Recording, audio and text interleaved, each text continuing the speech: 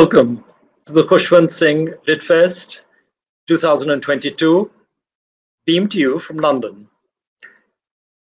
My name is F.S. Ijazuddin, and I'm based in Lahore in Pakistan. But my association with Khushwant Singh ji and his family, Rahul Singh, Mala, and also with Nilüfer Bilamoria goes back over a number of years. In fact, my first contact with Khushwant Singh ji was in 1978 when I visited him in his flat in Sutan Singh Park. After that, every time I went to India, and particularly to New Delhi, it was to offer darshan to him and benefit from his advice and his benediction. This relationship remained until his death, and I was honored that I was asked by him and then later by his family to bring part of his ashes to his birthplace, Hadali, which is now in Pakistan, where we were able to immerse them both in the River Jhelum as well as to install them in a plaque at the school that he attended as a young boy in the 1920s. My association with the Khushwant Singh Literary Festival, though, has been both at Kasauli and now, since COVID, via Zoom. And I'm delighted that we have this opportunity of presenting for you in the next 2 days the most remarkable array of talent and intellect that could be mustered on varied topics, and in which there'll be discussion on India's history in objects, on the Light of Asia, the translation by Sir Edwin Arnold, and then one on the Ukrainian Night. And this will be on the first day, and it'll be followed, as I'll explain to you later, with sessions on Sunday. The Khushwant Singh Literary Festival has taken Khushwant Singh and his books from Kasauli in the Indian Himalayas to the Docklands of London in the United Kingdom. The KSLF has proven that art and common heritage and our thoughts can travel in time across continents and, in fact, beyond centuries. It has also proved that there is a better world, a virtual world without borders, where crossing boundaries does not entail either passports or restricted visas. Rahul and Nilüfer had asked me to recite a poem which I'd composed some years ago, and I'm going to take the liberty of recalling it now. There was a time when time evoked tomorrows. Today, it speaks only of yesterdays. Where has the promise gone of fraternité sans frontières? Where are the tears we shed, the blood to irrigate our earth, once yours, now mine, once mine, now yours? Why must my only view of you be through the barrel of a gun? Why must I search for you in the debris of a divided sun? How long will this daily suicide last? While we have separate heavens there, will we have separate heavens there, or find ourselves sharing yet another common hell? The session, which will follow this, will be handled by Rachel Dwyer, and so, with your permission, I'll hand over to her. Rachel, it's yours. Hello and welcome to the Khushwant Singh Literary Festival in London. I'm sorry again this year we're not meeting in person, but it's wonderful to be online, and perhaps it makes it even more accessible to those of you who can't come to London to join us today. But this festival once again celebrates the legacy of Khushwant Singh, author, scholar, journalist and iconoclast, discussing the values he stood for and addressing his concerns. It's in London because London is where he worked and studied, and it helped to shape many of his passions and concerns. These include closer ties between India and Pakistan, and London is one of the places where this happens, equal opportunities for women worldwide, and disseminating values of tolerance, democracy and compassion in a world today where we seem to need these more than ever. And one of the main themes underlying the festival is that of ecology, a constant love of his and about which he wrote several books. So today, this festival, linked very closely to the subcontinent, is entirely organised by volunteers, and everybody comes together to do this as a labour of love. I think I'd just like to say a little bit more about the idea of ecology underlying the festival, and how much Khushwant talked about these in his writings, whether his literary writings, such as The Train to Pakistan, with its famously evocative passages about the monsoon, a book that many people, of course, will know him for as something of a classic, as well as being made into a film. But he also wrote books about trees, including one called Trees of Delhi. So in honour of him, every year, for every speaker, trees are planted at Kasauli, at Kasauli where he lived. Trees have been planted for him. But this year from the festival, they're called Trees for Tigers because they're being planted in the Sundarban National Park in West Bengal. So I think this theme of ecology underlies much of the way that people look at India and South Asia, often without always realizing that that's what they're doing. And, you know, this morning I looked and saw the temperatures in parts of Western India in the high 40s. I think that's a reminder to us that we ought to be thinking about this more than ever. Well, today I'm delighted to introduce two very old and very special friends of mine who are going to be talking about a wonderful new book about India. I'll start off by introducing the discussant, who is Dr. Zaria Masani. Zaria is a well-known figure. He often takes a stand against popular views of India today, always defending his corner with great humour and vigour and perhaps courage, one might say, too. A student, he took his doctorate at Oxford and since then has written many books, including about figures such as Macaulay. He's currently working on another book on Warren Hastings, the first Governor General of India. And he's also written a biography of Indira Gandhi. He's written Indian Tales of the Raj and India from Raj to Rajiv with Mark Tully.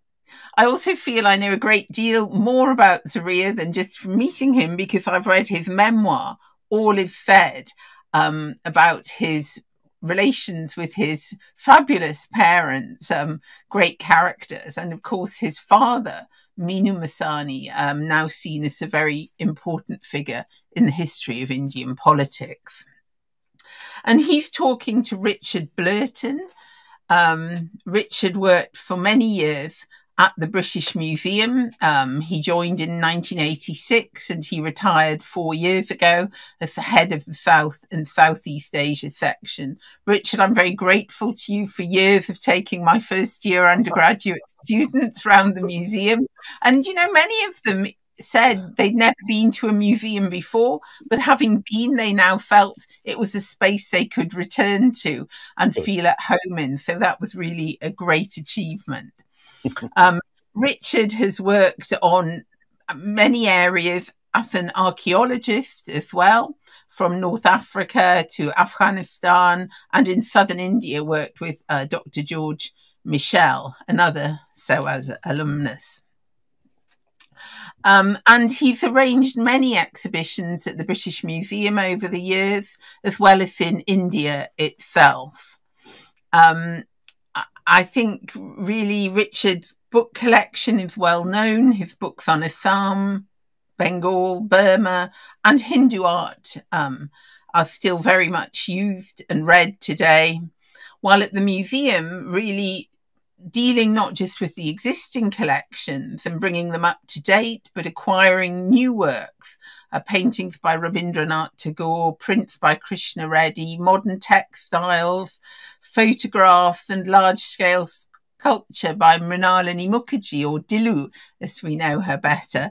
And in retirement, he seems to be, like Zaria, keeping us all ashamed of our own lack of productivity. He now has a new book, a wonderful book, which I was lucky to see some previews of, India, A History Through Objects, which is appearing next month, I believe.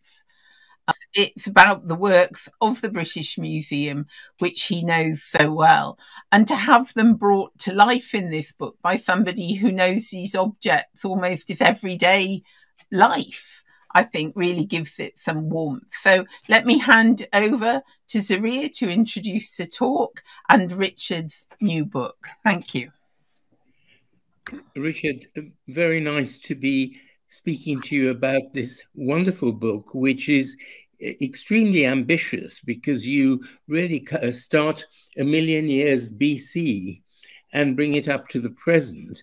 And you not only focus on the wonderful collections of the British Museum, but you have a lot of live art from India, from sites that you have visited and others. Could I ask you to kick off whether you were inspired in any way by Neil MacGregor's History of the World in 500 Objects?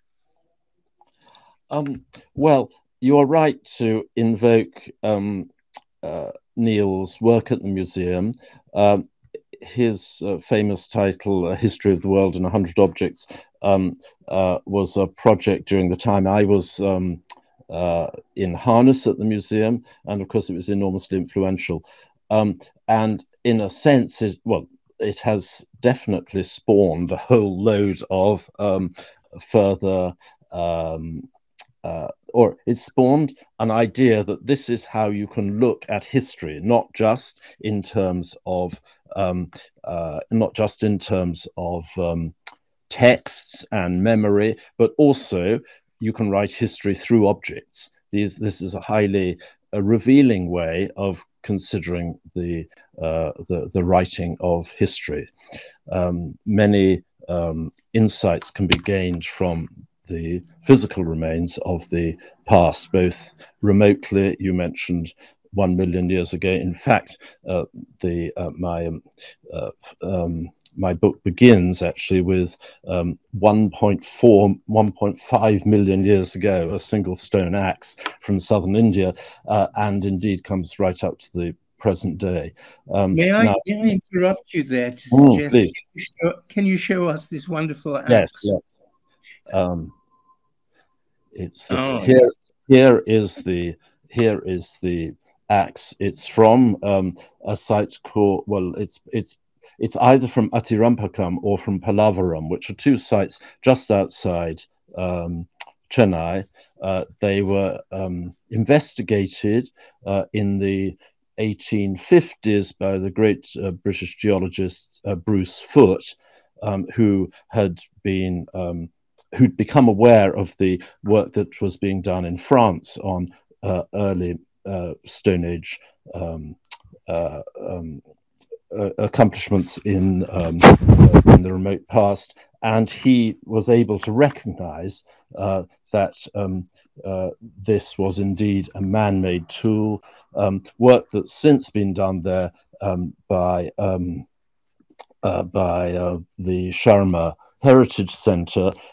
Further excavations there have shown through the use of paleomagnetic dating methods that these axes are of extreme antiquity, and they're the oldest thing from the subcontinent in the British Museum collection. There's a much greater collection of them, I should add, in the museum in Chennai, and it will be a wonderful opportunity for one of my colleagues in the future to continue working on the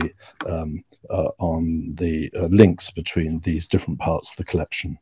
Now, moving on, possibly almost 500,000 years or more, to the rather controversial Indus Valley civilization, which India and Pakistan fight for ownership of, but which certainly has no direct connection with anything that came later. What do your objects tell us about the Indus Valley civilization? Now, this particular necklace is a Roman one made out of imports in this valley. No, sorry. This necklace is, I put it in especially because it's from the royal tombs at Ur.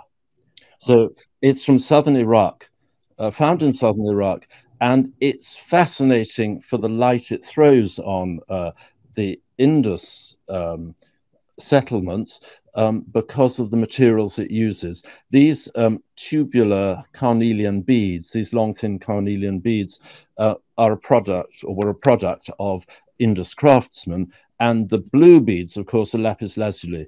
And lapis only comes from northeastern Afghanistan. So yes. The appearance of these in an early 3rd millennium BC royal tomb in southern Iraq tells us something about the trading links, the contacts, the crossing borders, if you like, of these early inhabitants of the Indus Valley.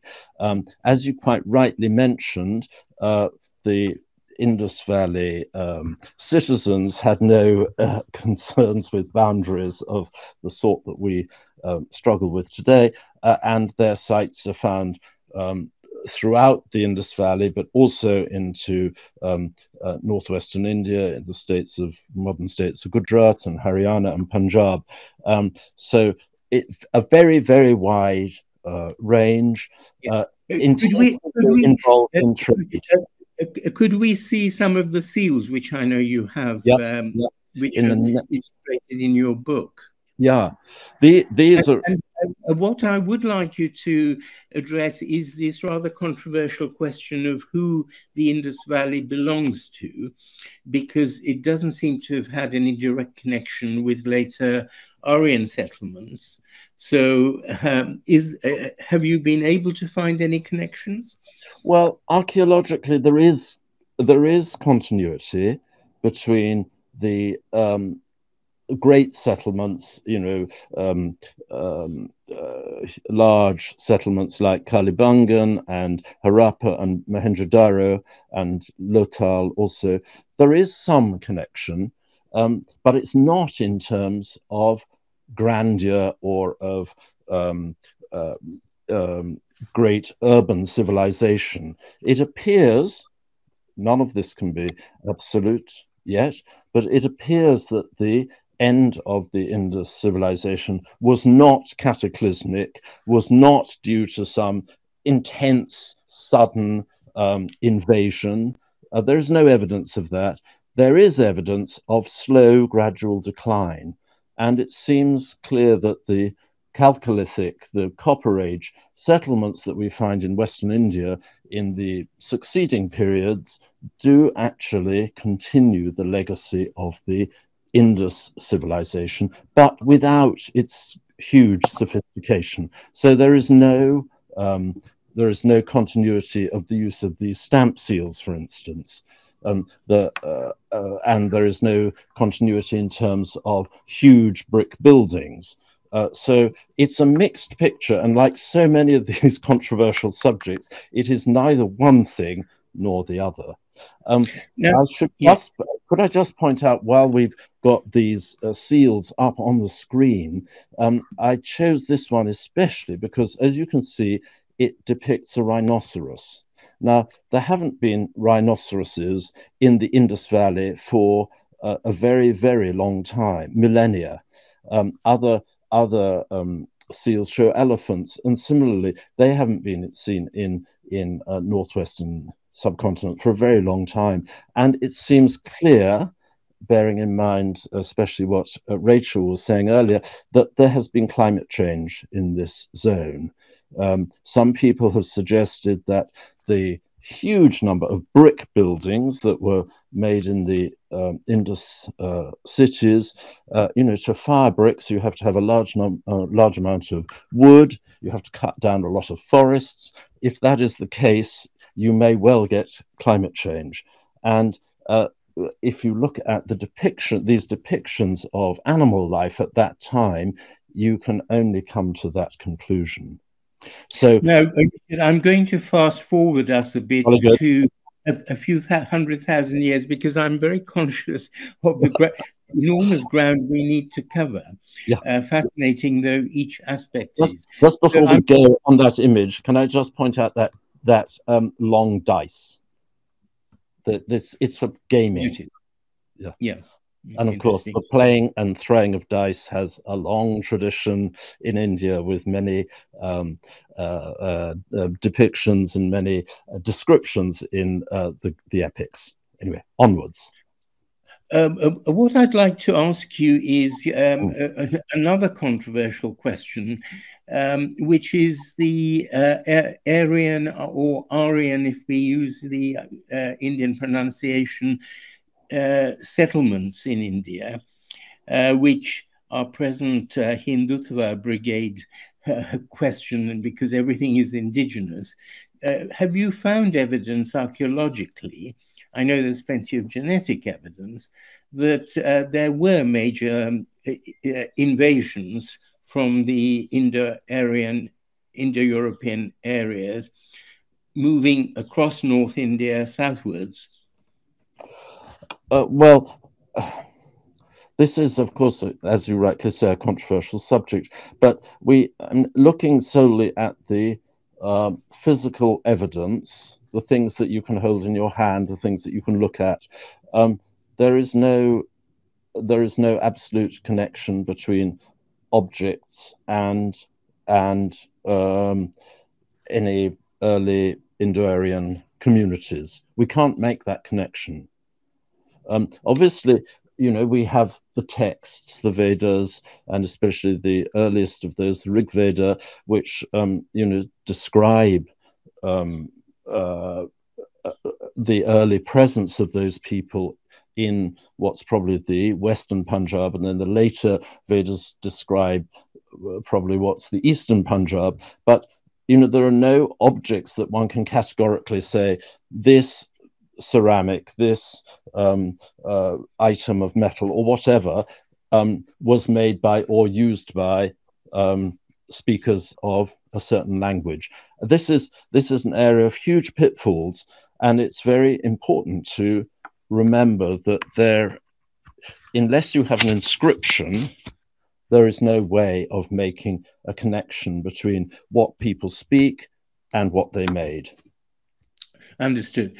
Now, moving on a bit to the what many people regard as the acme of Indian, certainly ancient Indian civilization, was the Mauryan period, very much marked by these sculptures you're going to show us from Amravati, these which are wonderfully housed in the British Museum, thanks to a British civil servant, Elliot, who excavated them, discovered them, brought them to Madras, where many of them still are. So these so-called Elliot marbles or Amravati marbles, which really occupy a wonderful room in the British Museum. Can you tell us what they actually illustrate in terms of the wonderful Mauryan period? Yes. These sculptures on the screen at present, there's an early one probably from about 100 BC. These sculptures all come from the Buddhist stupa, the domed structure, typical Buddhist structure at Amravati on the southeastern coast, on the Andhra coast of India. The earliest sculptures there date probably to about 200 BC, so we're in the zone of the very earliest surviving sculptures in stone found anywhere in India, and the latest ones are probably 8th or 9th century AD, so you have a hugely long period of Buddhist activity at this site in southern India. You mentioned quite correctly Elliot, who was there stationed in Guntur district in Andhra, southern Andhra, in the 1850s, but he also had a famous and particularly Scottish predecessor who was Major General Colin Mackenzie. Mackenzie was the first Surveyor General of India, and he was the first person to visit Amaravati and to draw anything of the ancient stupa. He visited it briefly in 1797 when he found that a local zamindar was raiding the stupa, using it as a quarry for his new palace, and many of the blocks were actually, I mean, it's fine limestone, were being burnt to produce mortar. So you know, the early history of the discovery and understanding of the great stupa at Amaravati is troubled, frankly. Later, Mackenzie came back and spent a long time recording what he saw there, but by that time, a tank had been built in the top of the dome of the stupa, and so you know, our knowledge today of the upper part of the stupa is very limited. What we do have, though, is information about the lower part of the dome and then the walkway all the way around it, the Pradakshinapatta, the zone where pilgrims and monks would circumambulate the stupa, honoring the relic that was held within it. And all of these elements were magnificently carved. And early on, there are stories from the life of the Buddha, stories from the Jatakas, but with no depiction of the Buddha image himself, because in early could we see any other images? Let's see whether, what's the next one? Here we are. Yes, well done. This one on the left side, divided into 4 different scenes, actually shows the birth of the Buddha. In the top right-hand corner, we see a female figure, that's Queen Maya, dreaming, and she dreamt, of course, that a white elephant would enter her side, and she would bear a male child, a prince. The panel to the left shows the interpretation of the dream. The one at bottom right, Queen Maya hanging onto the tree in the Lumbini Park. This is the birth of the Buddha, and the one on the bottom left is the presentation of the child Buddha to the family deity. Now, I don't know that we can see clearly at this point, but actually the birth of the Buddha, bottom right, and the presentation, bottom left, both have figures carrying cloth. On that cloth are footprints which mark the presence of the Buddha child. The Buddha is not depicted corporeally. Later, of course, he is, and this injunction on showing the actual body disappears. The other image on this screen shows an early depiction of the stupa. So it's domed, and it has a gallery all the way around the base for the Pradakshinapatta, and it's guarded by a magnificent multi-headed Naga king, and the top of the dome is an explosion of protective umbrellas. Richard, what the Elliott marbles very much demonstrated to me when I first visited the British Museum way back in the 1960s was the extent to which India's classical heritage had been rediscovered by British Orientalists and archaeologists.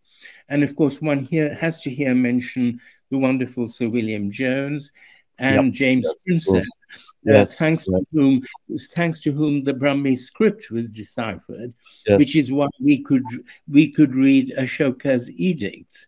So I think, does this really kind of illustrate one of the themes of this Litfest, crossing borders, in the way that British Orientalists, contrary to Edward Said's strictures, actually rediscovered those classical heritage for us, and crossed cultural borders which were very important.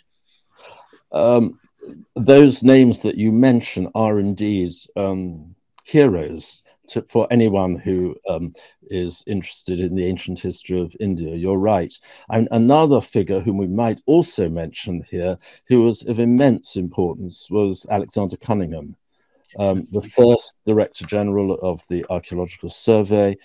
He spent many, many years traveling throughout India at a time, in the mid-19th century when travel was much less easy than it is today, and recording historical and archaeological sites. His work at Bodh Gaya especially is, but not only there, is of huge importance still today, and his records of the temple at Bodh Gaya both before, during, and after its restoration are of immense importance to us today in understanding that major site in Bihar. Yeah. Now, Richard, just thinking a little ahead from the Mauryan period, we have the Kushans, we have the Bactrian rulers of the area called Gandhara. How do these illustrate the kind of open borders that existed both culturally and politically at the time?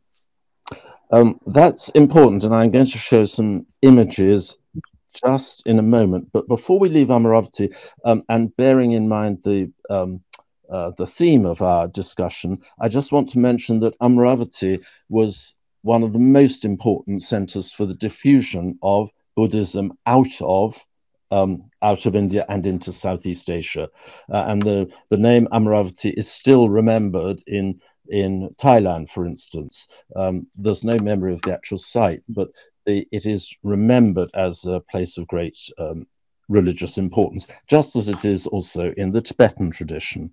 And it's no surprise that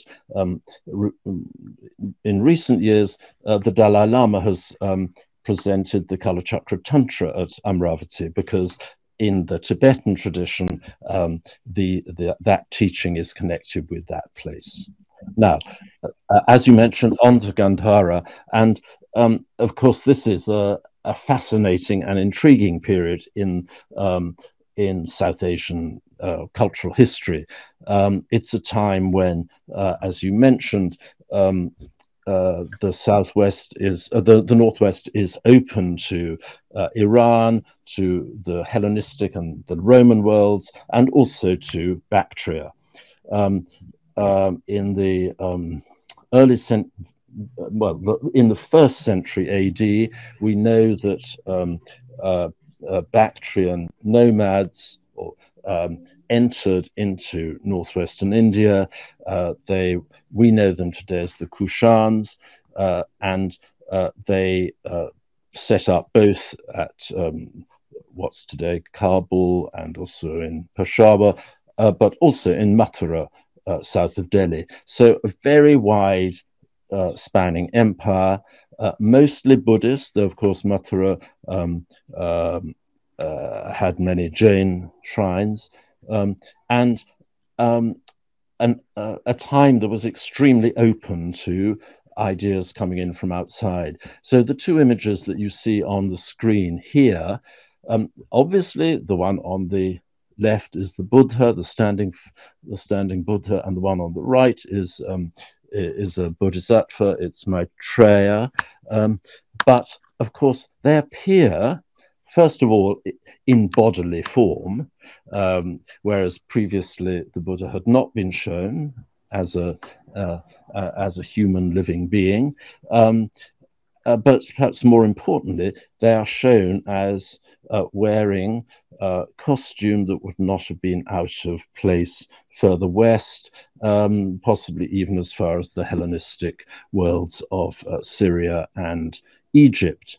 So the notion of presenting divine figures in this absolutely human form, recognizably, unquestionably human, and shown wearing classical Roman garb, as it were.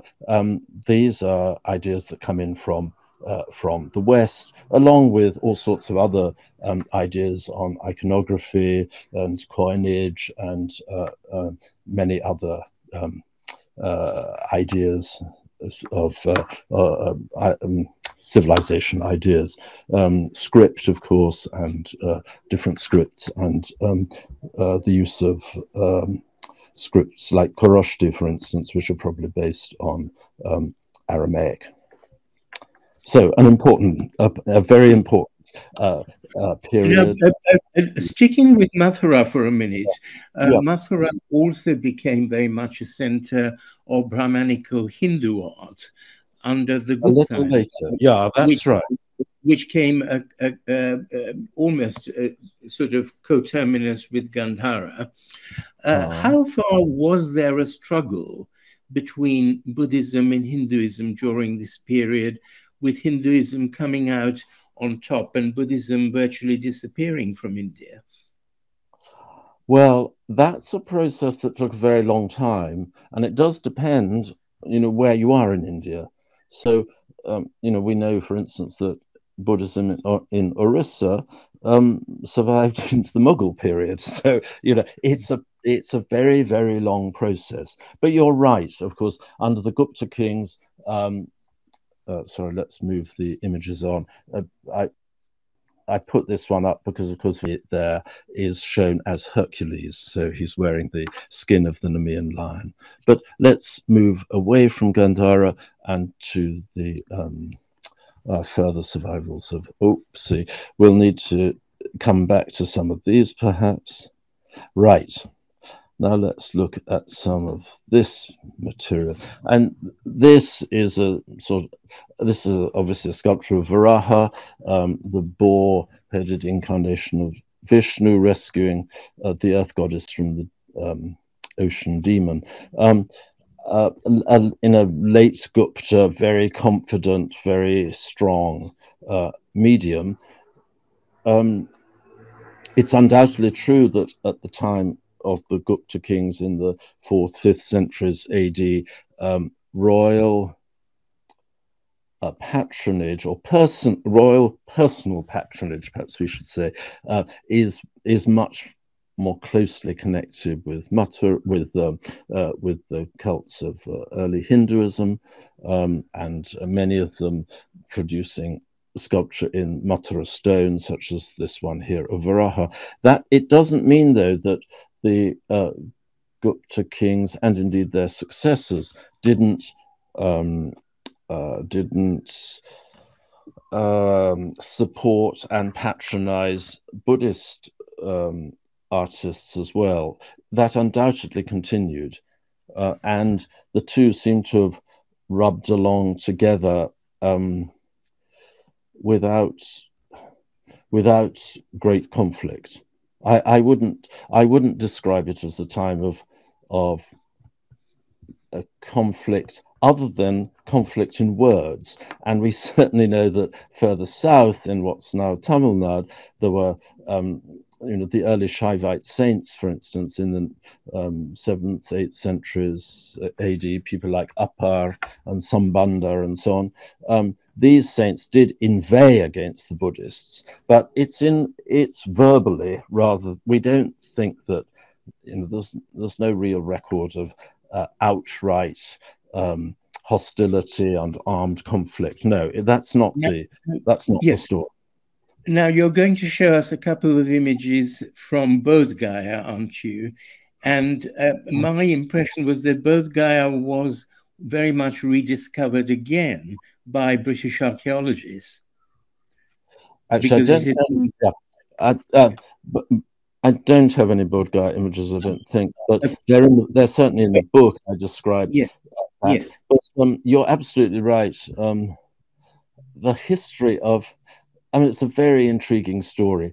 The history of Buddhism as an Indian religion had practically disappeared in India itself. Knowledge of that had really disappeared. And for instance, when Mackenzie first went to Amaravati, he thought he'd found, on the very first visit, he thought he'd found a Jain shrine. Because Buddhism wasn't something that he or any of his peers encountered in India, and so it wasn't properly understood that Buddhism was originally an Indian religion, and that it then spread outside the subcontinent and indeed declined and was eventually extinguished in the subcontinent. So the the earliest understanding of Bodh Gaya, where of course the temple was in the control of Vaishnav Mat there in Bodh Gaya, the initial understanding of it was very confused, and it was people like Cunningham, whom I mentioned earlier, who began to unpick the story, and it took a long time. You still have people like Waddell, several generations later, still looking to better understand the sites connected with the life of the Buddha. So it's a long story of recovery. Now, something I know you're keen to talk about, which also spread rather like Buddhism, way beyond India's borders, is India's textiles. Yes. And you have a couple of images of those, and you're going to tell us how transnational they were. Yes, and thank you, Zara. This is really a subject that intrigues me greatly and which is well represented in the book. The image that you see on the screen at present, this rather sort of moth-eaten looking scrap, is actually probably the earliest surviving example we have today of a woven cotton Indian textile. It's basically, it's a dari in today's terminology. But these scraps, this one and 4 or 5 other scraps, were found by Sir Aurel Stein, the great Hungarian, though later British naturalized explorer, who opened up many of the ancient histories of the Taklamakan, the oasis cities of Western China.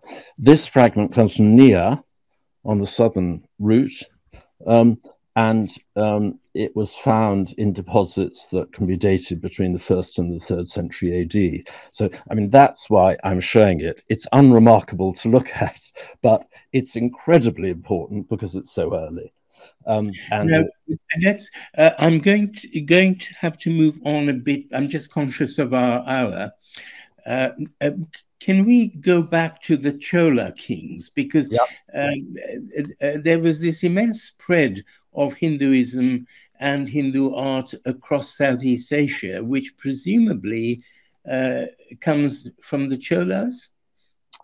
Well, maybe you have. Do you have your wonderful Nataraj image? Yes, I do. Which is the cover of your book. Indeed, yes. Before we leave this screen, though, the one on the left is an export from southern India to the Celebes, Sulawesi in Southeast Asia. So carrying on your mention of Southeast Asia, let's go and look at some of these magnificent Chola sculptures. Here. This great image, which if you go to the British Museum Gallery today, you will see this as you walk into the space where the South Asian collections are displayed. The Chola kings were patrons of bronze casters whose work probably has never been surpassed, anyway, in India, and certainly in my opinion. They were incredibly skilled in the manipulation and use of molten bronze. And these great images here, and I think we have another couple here, yes, are wonderful examples of their craft. Dancing Krishna. It's not actually, it's Sambandha. Yeah. You're right, very similar to the child Krishna, but actually this pointed finger upwards identifies him as the Saint Sambandha, but very, very similar to dancing Krishna. And the other one, of course, a standard, a Shaiva standard for carrying in processions. And knowledge of how to produce such magnificent bronze sculpture was undoubtedly part of the coincidental inheritance of the Chola presence both in Sri Lanka and indeed in Southeast Asia. Though, having said that, places like, well, certainly Java had been important centers of contact between India and Southeast Asia for many centuries before the Cholas. So the Chola link with zones such as the kingdom of Srivijaya comes at the end of a long period of contact. So, Borobudur, for instance, the great Buddhist shrine on Java, is a sort of three-dimensional mandala, of course, and the mandala idea is originally Indian, but no one in India had ever thought to build one on that scale. So it's a magnificent development of an originally Indian idea. The Chola presence, though, comes a little bit later. Now, I'm going to move us on. I think we have about 15 minutes left. So I'm going to move us on to Persianate culture. Yeah. And I really want to pose the question again. It's become politically controversial whether this was part of the so-called Hindu wound, which was a millennium of foreign rule, and whether the Muslim and Persianate rulers from the 11th century onwards should be regarded as imperial occupiers, or were actually, no, which they certainly are by the Hindutva Brigade, or whether they were well integrated into Indian society and produced what in many respects was a very creative fusion of Central Asian, Persian influences with the preceding Hindu and Buddhist ones. Well, I would certainly agree with your second definition. I don't think there's any serious doubt about that, frankly. And the fact that, of course, if you mention anywhere in the world today, Indian architecture, the first building that people think of course, is the Taj. Not everyone, you may not all agree, but that is the case. I think to disown the many hundreds of years of Mughal and Islamic contact with India is to cut off your nose to spite your face. And of course, many of those emperors and rulers in the pre-Mughal period, as well as in the Mughal period, were keen not only to be imperial powers, but also to be to understand and to contribute to the culture of their subjects. So in my book, for instance, I have a section on the both the Ramayana and the Mahabharata, and both of these great texts, of course, were translated into Persian during the reign of Akbar, and they were that was specifically so that the courtiers, the Mughal courtiers, could understand these great epics and therefore have access to the culture of their subjects. And this is just one small example, but it's an important example.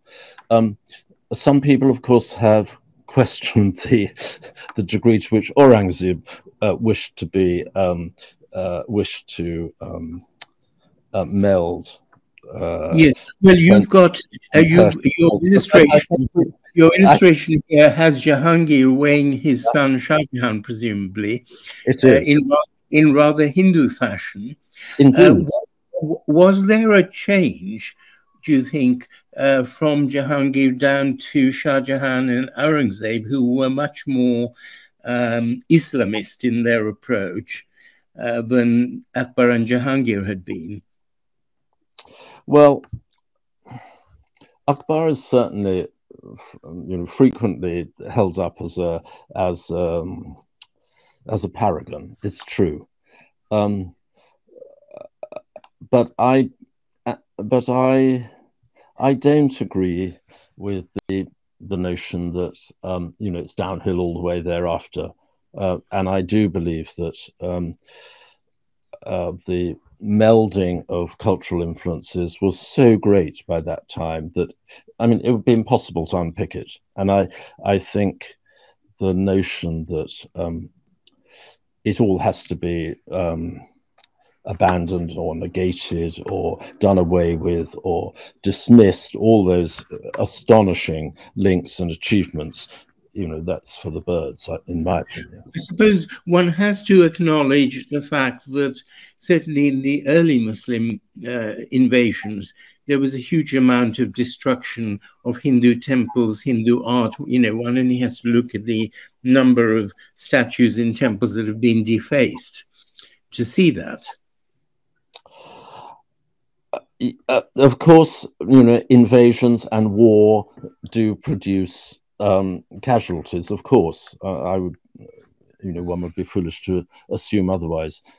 In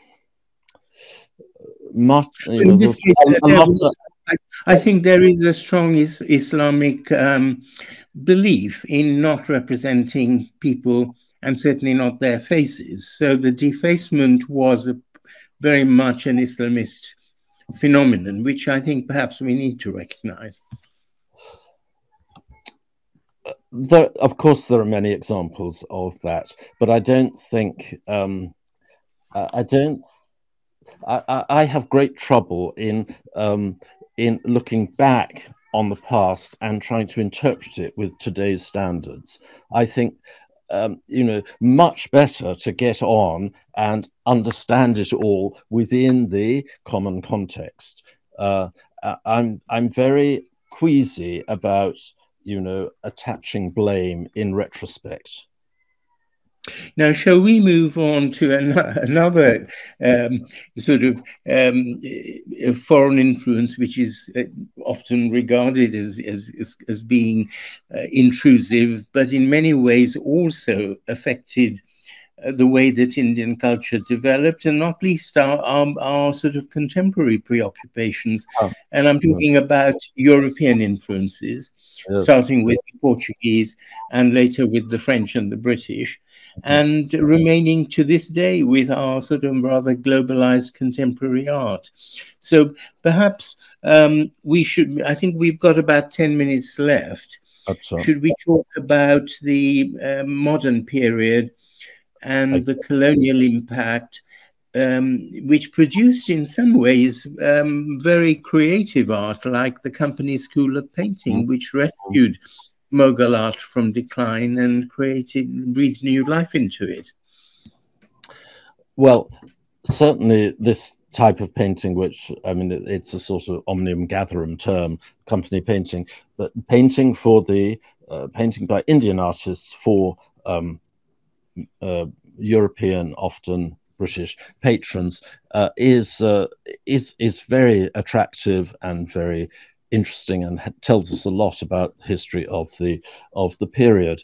In the British Museum, we have a fine collection of this material, and I'm just going to show two examples here. One of which, this one here, shows a group of Sikh recruits, probably about 1820 in Delhi, and the next one, which I think shows, yes, that's right, two images, one of which, the one on the left side, shows Shiva and Parvati and is from southern India, and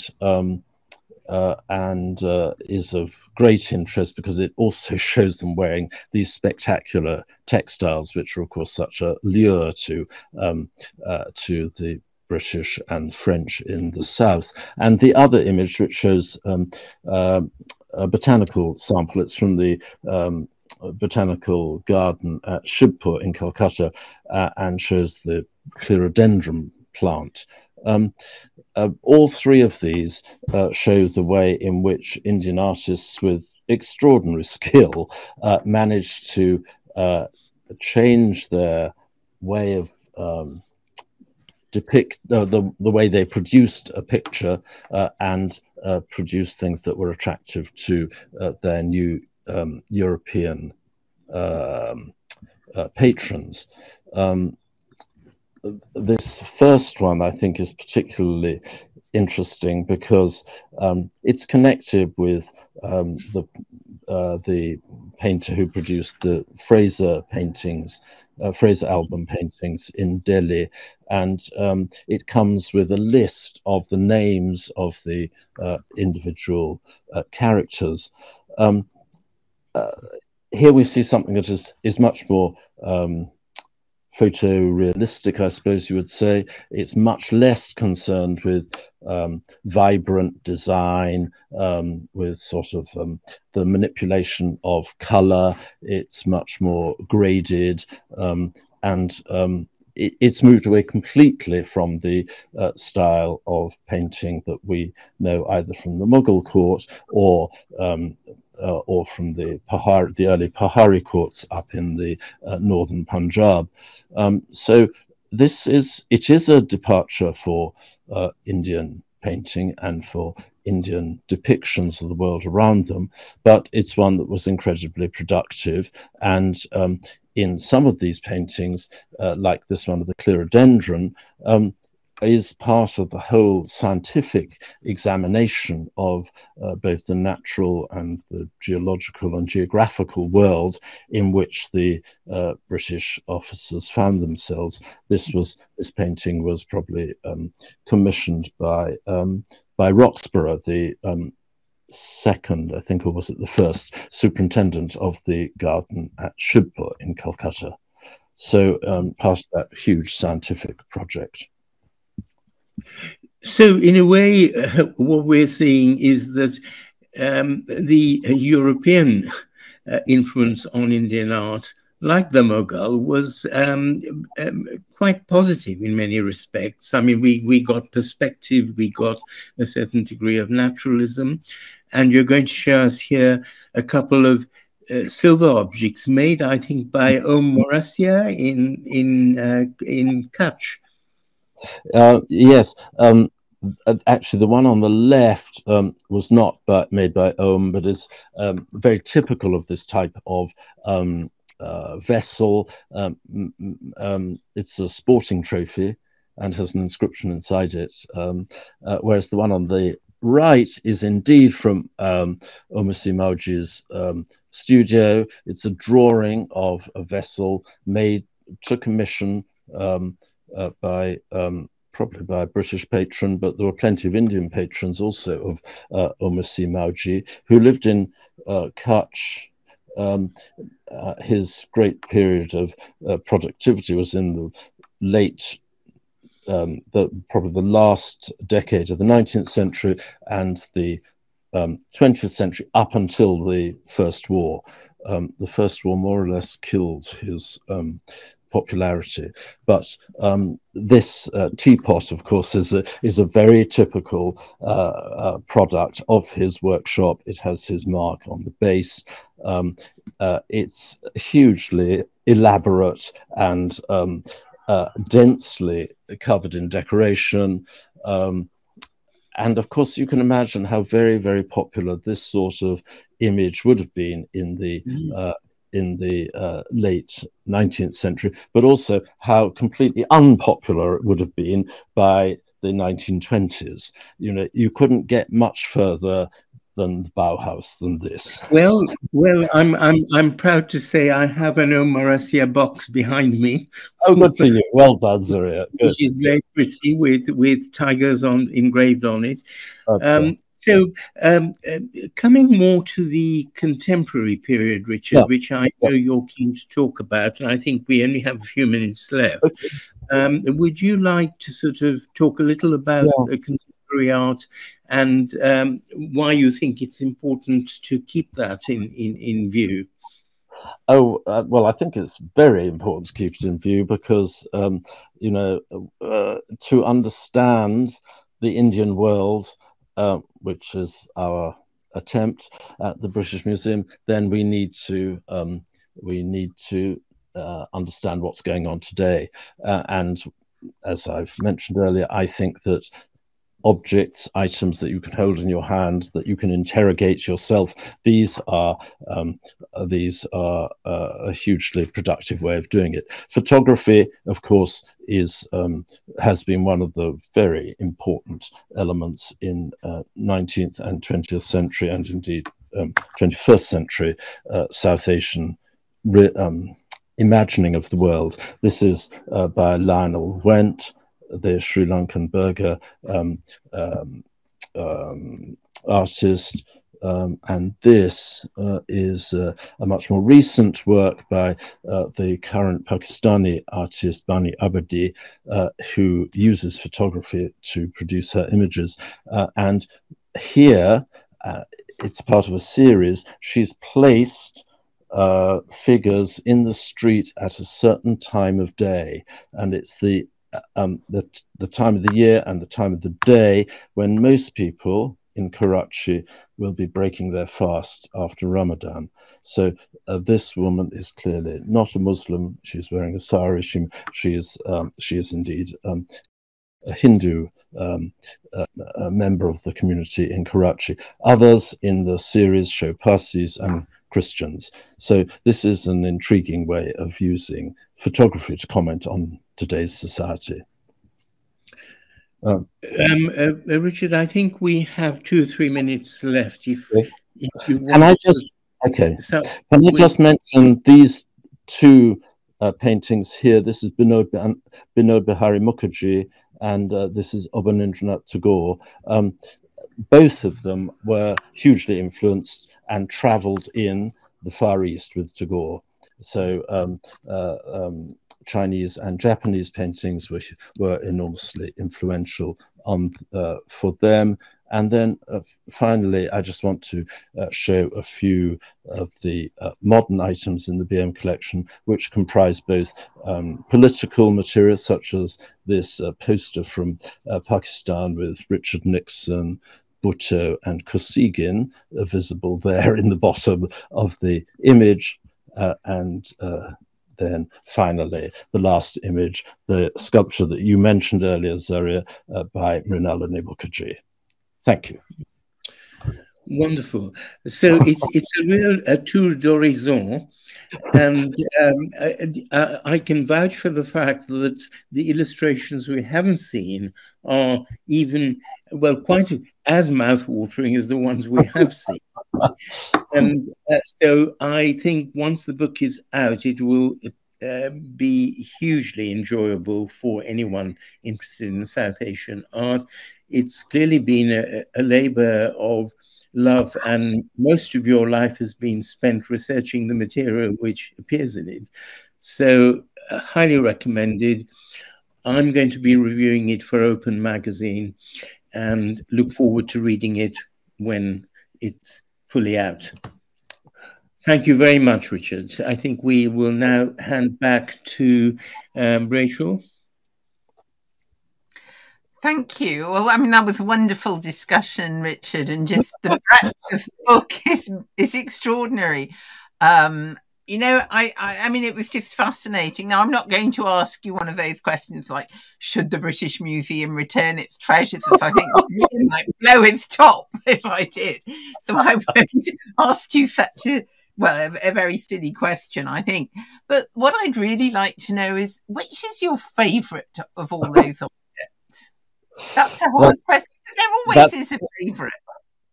Oh gosh, I don't know. Let's say Binod Bihari Mukherjee, the painting right towards the end. Well, I think if that was here in my study, it would be such a calming and beautiful influence. And the fact that it was produced by an artist who worked with Tagore and travelled with him. I mean, Tagore, I think, you know, is such an astonishing character, much of which we still don't fully understand. I think within the parameters of today's discussion, the fact that he described himself as a product of a Hindu, a Muslim, and a British culture, you know, this tells us a lot about what where we should be aiming for. Yes, I mean, I do think Tagore is one of those characters who's just very, very hard for us to really get any grip on his real lasting significance and his importance. Especially, I think, if you don't speak Bengali. But if you do, then here is the picture. Then, you know, I think there are huge riches to be found. And you know, the fact that scholars in recent years have been reevaluating his poetry, moving away from all that Yeats-influenced language that you see in Gitanjali, and considering his educationist work, his rural work, his journalism, his novels, you know, he was such an extraordinary character. Zaria, would you like to say anything? Well, I think, you know, I think I've said enough, but I'm conscious of the time because we were meant to keep within an hour, weren't we? We were. I just wondered if you wanted to have a quick mention of Tagore. No, I will leave Richard to with the admiration for him. I have to admit he's not one of my favorite authors, and I'm not a great fan of his school of painting. But you know, tastes that's the good thing about it. The tastes can differ. Well, I'm learning some Bengali in my retirement, so look forward to you. Well done. Finally. So let's hope I can catch up with it. But Richard, this book is wonderful. I'm looking forward to seeing, you know, the printed edition with all the drawings and the images shown clearly. And congratulations. It's a great book. One can only produce when one has worked so closely with the objects themselves over so many years. I mean, daunting from, you know, impossible. Frankly, yeah. Impossible. Certain things I managed to write practically in my sleep. Other things I had to take weeks to, you know, produce 2 sentences. So I've learned a great deal, and it's been like a sort of brain dump for me in my retirement from the museum. Knowledge gained over 32 years or so. Yes. Excellent. Thank you. Excellent. And look forward to reading your review of it soon, Zaria. So many thanks to our 2 wonderful speakers today. I think, you know, that was a discussion that people are really going to listen to carefully, and then get the book, go to the museum. Now we can go back again. And I think this would have been something which would have been lovely to have Khushwant's own inputs into what he thought were the objects that defined India. Thank you both very much. Thank you. Thank you. Okay, cheerio.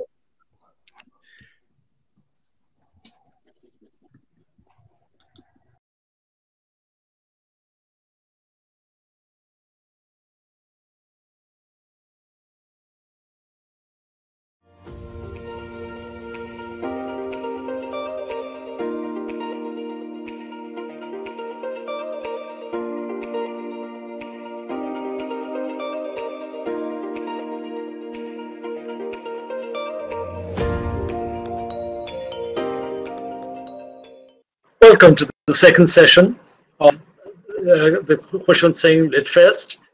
And this session is going to feature Mr. Jairam Rameshji. He's an Indian economist, historian, and politician belonging to the Indian National Congress. He's a member of Parliament representing Karnataka state in the Rajya Sabha. He belongs to that rare breed of politicians who write not about themselves, about others. In his case, about Rameshji's work is on Sir Edmund Arnold's published in 1879 and has remained relevant and in vogue ever since. Rameshji draws on India's literary, cultural, political, and social history to explain the poem in its context, and also provides an unusual dimension on the life of Sir Edwin Arnold, the famous British poet steeped in Sanskrit literature. This session will be conducted as a conversation with Mick Brown, a famous journalist who wrote for the Sunday Times as well as the Daily Telegraph, and whose book, fascinating title, is called Music for the Spiritual Tourist. And it combines his interest in both music and spirituality. Over to you, Mick. Thank you so much. It's an enormous pleasure to be here today. By here, I mean I'm sitting in the offices of the Daily Telegraph because we're doing this by the wonders of the internet. But it's an enormous pleasure to be talking to Mr. Ramesh. I feel particularly pleased to be having a conversation with you, Jairam, if I may call you Jairam. I'm very excited by Sir Edwin Arnold because, as far as I know, he's the only editor of the Daily Telegraph ever to write an epic poem of the life of the Buddha, which has sold 1 million copies around the world. I think I can safely say no other editor of the Daily Telegraph has ever done that. And as a journalist for the Telegraph, that makes me feel proud by association. But this is a simply splendid, extraordinarily interesting, extraordinarily enlightening, a word which of course should be used in the context of Buddhism, extraordinarily enlightening book. And I congratulate you on it. I found it absorbing, fascinating, and just a brilliant read. It also, I think, remedies something, which is that Sir Edwin Arnold, who to my mind is one of the great Victorians, has been overlooked, really. And your book sets out to rectify that and to remedy that, which I think it does, and really brings this very eminent Victorian back into everybody's imagination, which is an extraordinary accomplishment. So what I'm really interested to know is what first alerted you to this poem, and what first alerted you to Sir Edwin Arnold, and why did you want to write a book about it?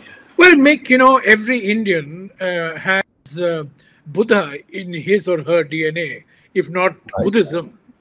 Buddha is very much part of our lives. We are taught about Buddha in school. Buddha is all over us. Buddhist icons, iconography, you know, Buddhist paintings, Buddhist statues. So Buddha is very much part of Indian life, as I'm sure it's part of life in other parts of the subcontinent like Sri Lanka and Nepal, particularly. And I read this poem when I was 14 years old or 15 years old, and it just remained with me. But over the years, you know, as I'm not a Buddhist in the ritualistic or the religious sense of the term, but I'm fascinated and captivated by two particular figures in Indian history, Buddha and Ashoka, who did much to propagate Buddhism as a creed.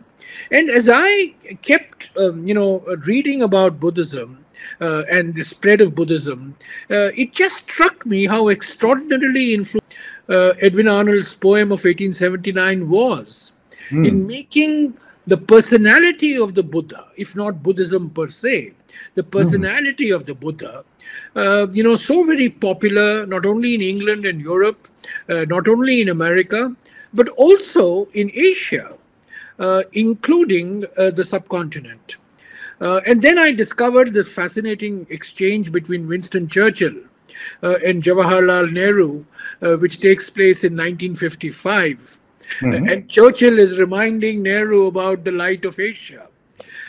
You know, so I was just struck by how important this poem was from a cultural and literary point of view. But as I studied it more, I found its influence from a social point of view equally important. So on the one side, Mick, you have the literary and cultural impact of this poem.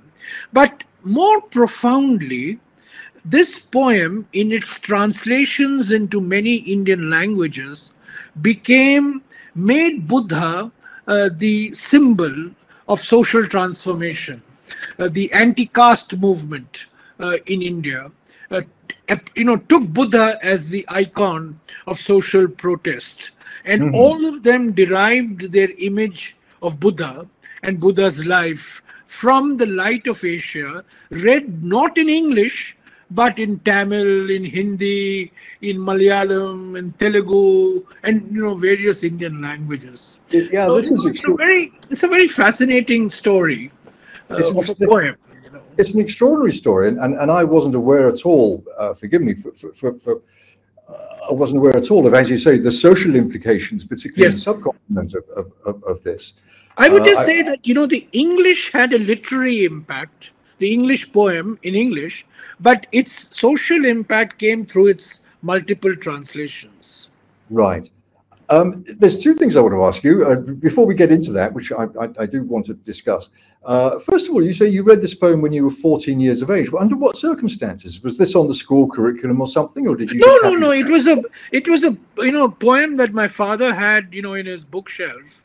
I grew up in a Hindu family, but a very ecumenical and a very liberal Hindu family, and we had books on Buddha, we had books on the Jains.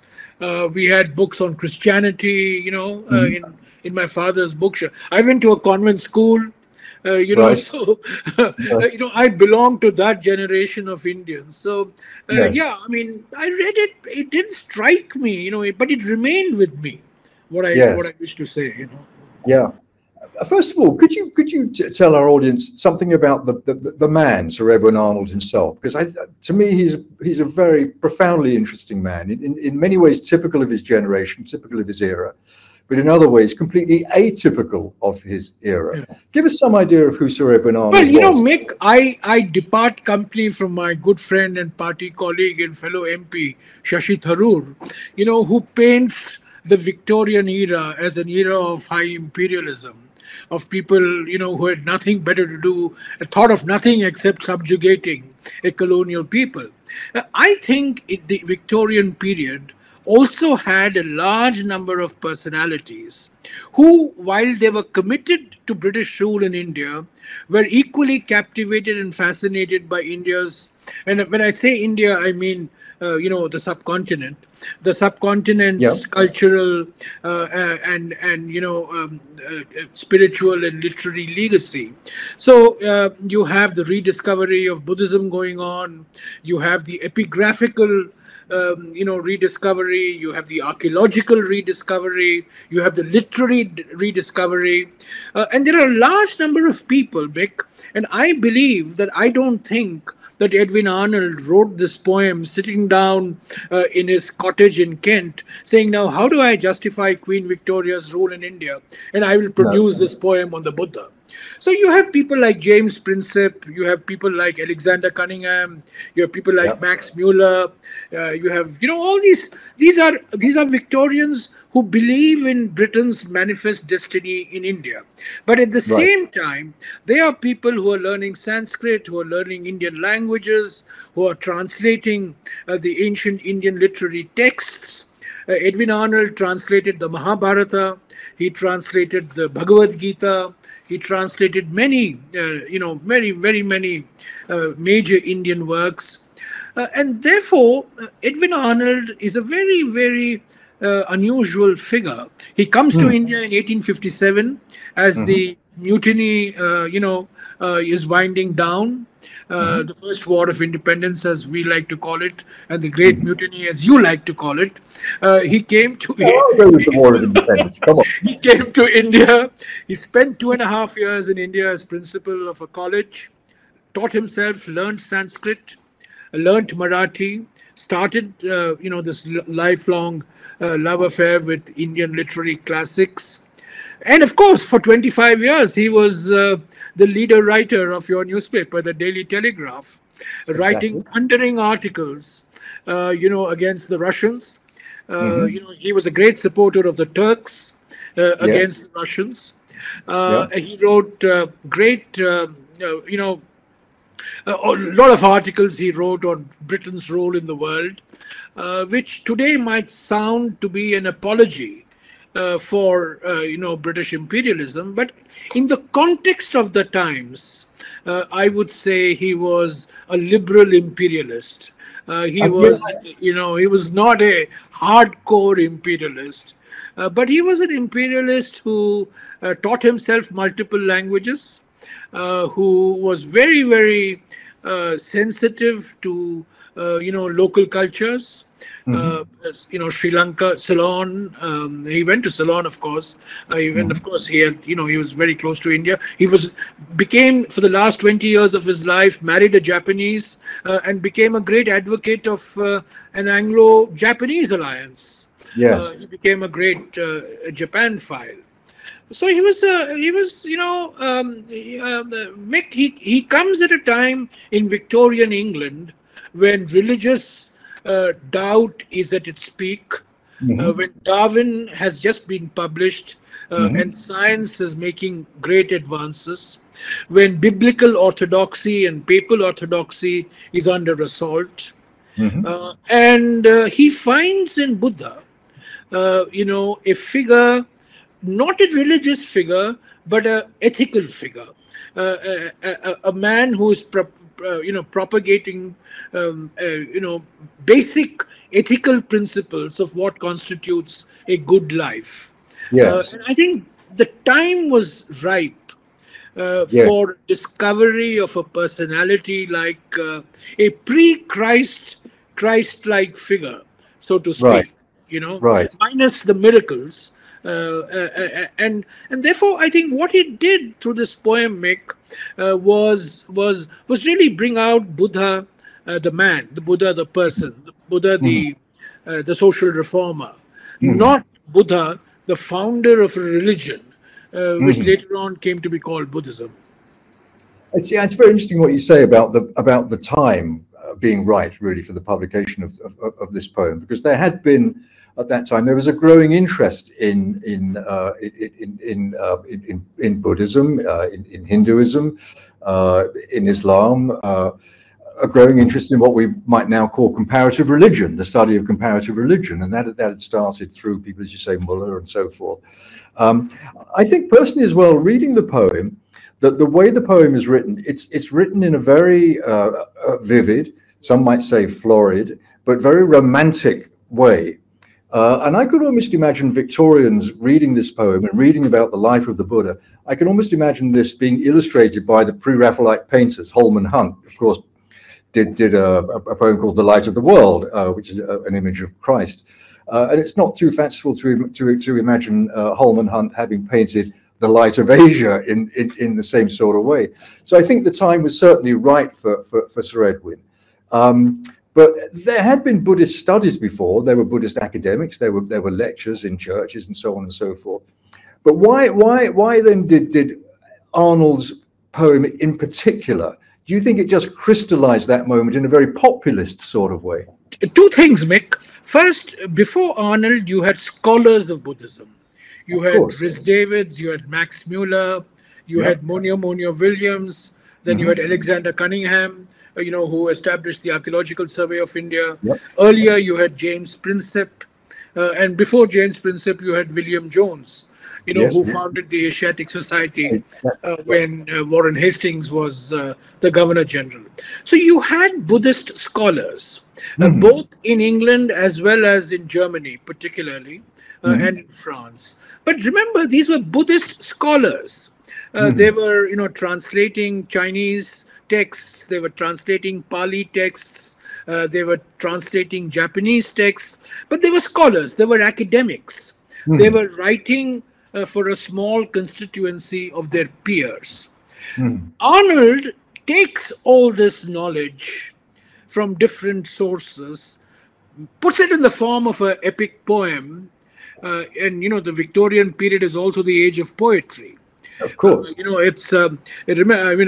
struck by the number of poets who get knighted, as opposed to the number of authors.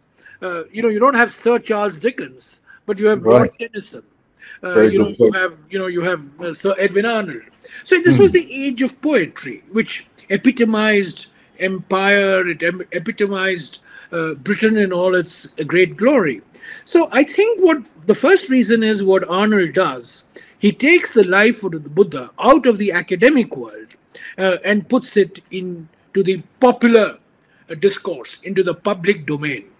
Right. But the more important reason, Mick, why this poem went viral to speak today's language, is because it first became a sensation across the Atlantic. It was taken up by the Transcendental movement in Boston, centered around Boston. It became a sensation in America. And once it became a sensation in America, the reverse impact was felt in England. And it then became more and more popular in England. And then it got translated into German, into French.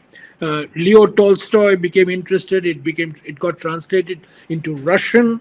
So then it got a continental interest.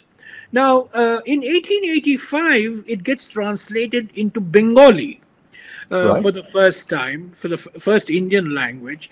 And that kindles a remarkable interest of the poem. In any case, it was a small, tiny elite, English-speaking elite of India who would read poems and books. And Edwin Arnold's poem, because it was a sensation in England, after it becoming a sensation in America, became popular in India. And so, and then the translations started coming out.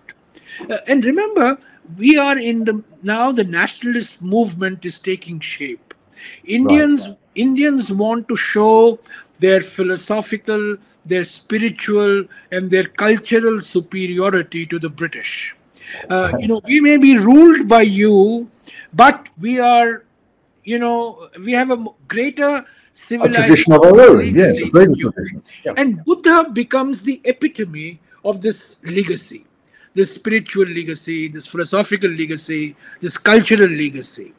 And so Buddha, all the great figures of Hinduism, Swami Vivekananda and Rabindranath Tagore and Mahatma Gandhi, everybody adopts Buddha as the symbol of Indian greatness, as a symbol of a person who lived in the 5th century BC, long before the Englishmen, when the popular saying, when the English were still hanging from the trees, Buddha was his message of humanity in India. So that's the second reason, Nick, why the poem becomes so very popular. That's really interesting. And then, of course, it keeps getting reprinted year after year after year. And also, Edwin Arnold, being the leader writer and subsequently editor of the Daily Telegraph, occupies an important position in the British establishment. He was not considered to be a great poet by any means. He was not in the Tennyson mold, for example. He was not considered to be a great poet, but because of the position that he enjoyed, and the Daily Telegraph being the preeminent newspaper, of that era, he was listened to, he was read. His opinions mattered, his opinions counted. And I think he becomes an iconic figure, over a period of time, across the continent. Certainly becomes an iconic figure in America, and becomes a hugely iconic figure in India. I should mention here, Mick, that in 1885, Edwin Arnold translates the Bhagavad Gita into English as the song Celestial, and Gandhi, who was then a law student in London, a 20-year-old law student, becomes acquainted with the Bhagavad Gita through Edwin Arnold's translation. And it is this translation that Gandhi keeps quoting from till his very last day. He's assassinated. And till his very last day, he is quoting from Edwin Arnold's translation of the Bhagavad Gita. So he becomes an iconic figure because of that. And of course, Gandhi also spoke very admiringly of the Light of Asia, as well as Arnold's translation of the Bhagavad Gita. Yes, I mean, Gandhi was more the Bhagavad Gita man. As far as Light of Asia and Buddha was concerned, it was Nehru. It was Tagore, it was Vivekananda, and of course it was Dr. Ambedkar, later on, who becomes the architect of the Indian Constitution. They become, but in India, Mick, there are two very clear streams. There is the Gandhi, Nehru, Tagore stream, which looks at Buddha as a cultural, philosophical, ethical figure. And then there is the Ambedkar stream, which looks at Buddha as a social reformer. You know, Right. the Martin Luther, if you will. You know, Right. the man who reformed, who sets out to reform Hinduism, classical Hinduism. Particularly, he becomes the symbol of the anti-caste movement Exactly. across the country. But this is very interesting to me because, as you say, Buddha, partly through Arnold, but through these other figures you mentioned, Buddha becomes recognized or elevated as a great social exemplar, a great exemplar of humanitarianism. But Buddhism does not experience a great role. Having started in India, Buddhism is more or less extirpated from India and migrates north to Tibet, to China, south to Ceylon and Asiatic countries. Buddhism does not maintain a hold in India at all. And we see this very interestingly when later on Arnold goes back to India and visits Bodh Gaya, which is the foundation stone of Buddhism, and is absolutely dismayed by when he finds that it's in the control of a Mahant and all the Buddhist statuary has been turned into service of Hindu gods and so forth. Can you explain that dichotomy to me? Well, Mick, Buddhism begins to decline in India around about the 6th century AD. And the first reason why it begins to decline is the Brahmins begin to appropriate Buddha as an incarnation of Vishnu, the Indian god. So, Hinduism has a remarkable capacity. Hinduism is a giant blotting paper. You know, it absorbs everything. It assimilates everything. And the Brahmins began the process of assimilation somewhere in the 6th or the 7th century. And by the 8th century, the first inscriptions hailing Buddha as an incarnation of Vishnu begin to appear. Now, so it's a gradual decline.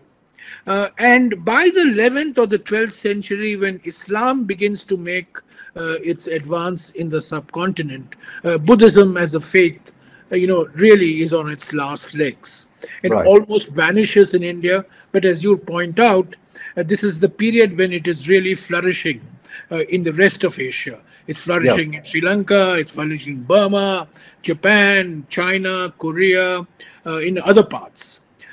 So it's a long period of decline. It's a period of decline that begins in the 7th century, and it really begins to vanish from the Indian subcontinent by the 12th century or thereabouts. Now, the fact is that then Buddhism is forgotten till the Britishers begin to rediscover him. William Jones in the late 18th century. James Princip is the first man who really, Charles Allen has this beautiful book called The Buddha and His Sahibs, where, Charles Allen recounts the story of the rediscovery of Buddha. James Princip reads the epigraphs which have been forgotten from Ashoka's time.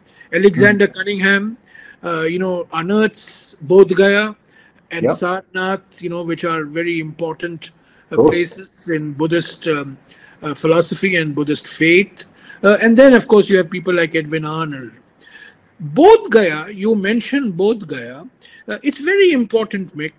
In fact, today's Bodh Gaya owes a huge debt to Edwin Arnold, because Edwin Arnold goes to Bodh Gaya in February of 1886 and is mortified to find the site of Buddha's enlightenment under the control of Hindu priests. And along with the Ceylonese monk, activist Anagarika Dharmapala, they launch a movement for reclaiming the control of the Buddhist, the Mahabodhi temple from the Hindu priests to be handed over to the Buddhist community. And since there is no Buddhist community in India, this is going to be a transnational Buddhist community.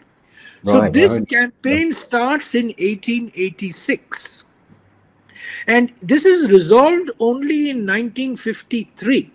It takes 70 years, and it's a typical Indian solution that is found. The Mahabodhi temple control was taken from the Hindu priests and handed over to a management committee, 50% of whom would be Hindus, 50% of whom would be Buddhists. And that's the formula that exists even today. Really, so the yeah. Mahabodhi temple is a very, it's the, everybody knows what the Ayodhya, movement was, where a mosque was demolished and now a temple is being built. But before that, we had the Bodh Gaya agitation. But the Bodh Gaya agitation ended peacefully. It ended through a process of negotiation and compromise, in which people like Nehru and Gandhi, and they played a very important role. But the fact that Bodh Gaya today, the Dalai Lama, for example, preaches at Bodh Gaya when he used to. Now doesn't go there, but for health reasons. But the fact that Bodh Gaya today has become sort of a Vatican for the Buddhists is a very large part due to Edwin Arnold and nobody else. And it is. I've been very fortunate, privileged to visit there myself. It's a beautiful place, and where one can truly say the spirit of the Buddha resides in Bodh Gaya. I mean, it's a completely magical place. You must have been there yourself. Yes, I've been there, and did you feel moved by it? Well, Mick, one of the things that Edwin Arnold missed out in Bodh Gaya. And I think he missed out because basically, ultimately, for all his erudition and all his love for Indian culture, the Western mind is a binary mind. You're with us or you're against us. It's black or white. The Indian mind, the subcontinental mind, admits of multiple shades of gray, multiple nuances. And what Edwin Arnold missed in Bodh Gaya was that Bodh Gaya was sacred not only to the Buddhists, but it was sacred to the Hindus and the Jains as well.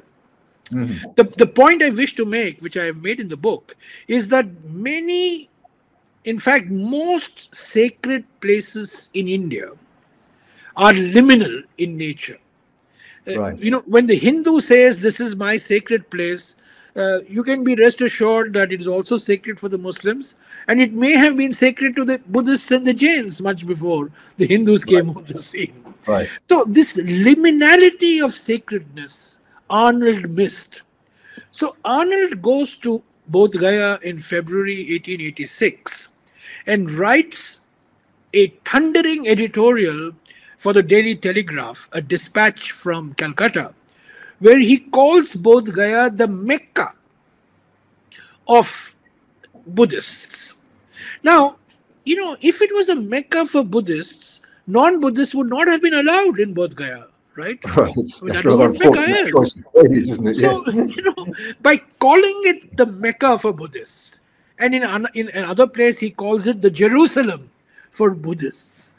See, I mean, Indian religions are not like the Semitic religions. There's a lot of doubt. There is a lot of flexibility. You can be a Hindu, you can be a Buddhist, you can be a Jain. The boundary, what I'm trying to get at, the boundaries are not fixed. Yep. So he missed that aspect in Bodh Gaya, but I'm glad he did what he did, because today, for the Buddhist community, and there is a flourishing Buddhist community now in Bodh Gaya, as you would have noticed. It's a very important place. It's a very serene place, actually. I think one of the things the book does, or the poem, I should say, does, and perhaps is another factor in the way it captured the public imagination, is that it identifies a singular figure and draws, in some instances, almost a direct correlation between the Buddha and Christ. And I think this was perhaps something that absolutely. He wrote could identify. In 1891, Edwin Arnold wrote this poem called "The Light of the World," and it was on the life of Christ. And that book bombed. Yeah. There was no appetite for a poem on the life of the Christ. That poem bombed. But the light of Asia, of course, became, nobody remembers the light of the world. Everybody remembers light of Asia. But you're right. He was trying to draw a parallel between, the life of Christ and the life of Buddha. The only difference being that there are miracles in the life of Christ, but there are no miracles in the life of Buddha. So while Christ is a divine figure, Arnold makes Buddha out to be a human figure. And I think that's what led to the popularity of the poem. And that's what has led to the popularity of the translations as well. I think what Arnold does, in the light of the world, he brought out the divinity of Christ. But in the light of Asia, he brings out the humanity of Buddha. And I think by bringing out the humanity rather than the divinity, he struck a chord. In America, struck a chord in Europe, certainly in England, and he struck a chord in India. Why do you think, and I'm just speculating wildly here, given that the poem is being published at a time where there's a growing interest in all the Asiatic religions, all of them, I mean, certainly in Hinduism and Buddhism, why was there no equivalent poem or figure or something written about Hinduism that would have captured the imagination in the same way? Because there's no one figure, Mick. Krishna? There was no one figure. Krishna? See, remember, many of my Hindu friends will get upset if I were to say this, but Buddha is a historical figure. All the great Hindu deities are not historical deities. They're mythological figures, So there's a lot of, it sounds surreal to read the life of many of these people, of many of the gods whom we revere, including Lord Ram and so on and so forth. So Hinduism doesn't have a Buddha-like figure. Jainism has, Sikhism has, certainly Buddhism has, but Hinduism does not have a historical figure that you can relate to. And in any case, Hinduism is really a conglomeration of beliefs. So there are different traditions. Hinduism is a vast ocean into multiple traditions are converging. So to that extent, the Buddha is easier to grasp because, it's one stream. Although later on, you have Mahayana and you have Theravada and, Vajrayana, you have different Hindus. But the original Buddhist belief was a simple homogeneous belief, whereas the Hindu belief is an heterogeneous belief. I think that's much more difficult for people to grasp, and therefore, from a popular point of view, people could relate to the Buddha much more because he was, after all, he was a historical figure. I mean, you've talked about how this book, the enormous success it was across the world and the enormous influence it had on a multitude of different people. We shouldn't forget, should we, that it was also, at the time it was published, it was met by vehement criticism from Christian missionaries and evangelists who saw this as a menace and as a danger to Christianity. Expatiate on that a little bit. Yes, I mean, a lot of Christian missionaries, I might say Christian missionaries mostly in America, the Anglican Church was quite okay with it. Not too. They didn't get into apoplectic fits over this book or the poem. But certainly the American missionaries and some of the Scottish Presbyterian missionaries, in India, who were active then. Incidentally, Arnold was, while he was a great believer in British rule in India and the good that it brought, was dead against missionary activity. He was dead opposed to the missionaries. The missionaries didn't like him even in the period that he spent in Pune for 2.5 years. He raved and ranted against the missionaries. Yes, there was this attack on the poem from the missionaries who saw this, who saw the popularity of the Buddha as a direct threat. People started embracing Buddhism. People started believing in the Buddha, and the message that you could be a Christian and still be believing in the Buddha. That was a very that was a very subversive belief, and particularly in America, this became particularly after the World Parliament of Religions. If you remember, the first Parliament of Religions takes place in September of 1893 in Chicago, and it's around about that time that the popularity of the Buddha is becoming very, very evident, because he's, the Japanese are Buddhists, the Thais are Buddhists, the Koreans are Buddhists, the Chinese were Buddhists. So, the Buddha was seen to be a direct threat to the supremacy of Christ and Christianity, and therefore the poem came under attack. And I think, in large part, to respond to this attack, Arnold wrote this poem, "Light of the World," which I mentioned to you, which really bombed, which did not take off. The Light of Asia was made into a film. It was translated into 32 languages. It was adapted for opera, and so on and so forth. So the Light of the World did not have any impact whatsoever, even though it was set in the same pattern as the Light of Asia. And I think that was a period, Mick, when really it was a period of growing disenchantment with organized religion. It was a growing. A.N. Wilson has called this period the period of the extended funeral for God. And I think the most important message that Arnold sent through the poem was Buddha was not God. Buddha was not a god. Buddha was giving you a message of doing good to people, of being self-aware. And I think that resonated with people who were wanting a figure, wanting a spiritual figure, were wanting an ethical figure, but not necessarily a religious figure. It's interesting, isn't it? Because Arnold also, and obviously responding to the temper of the times and this growing almost conflict, one might say, between science and religion, drew attention to the fact that Buddhism was much more scientific than Christianity. And there's something that he said, which I'd like to read back to you.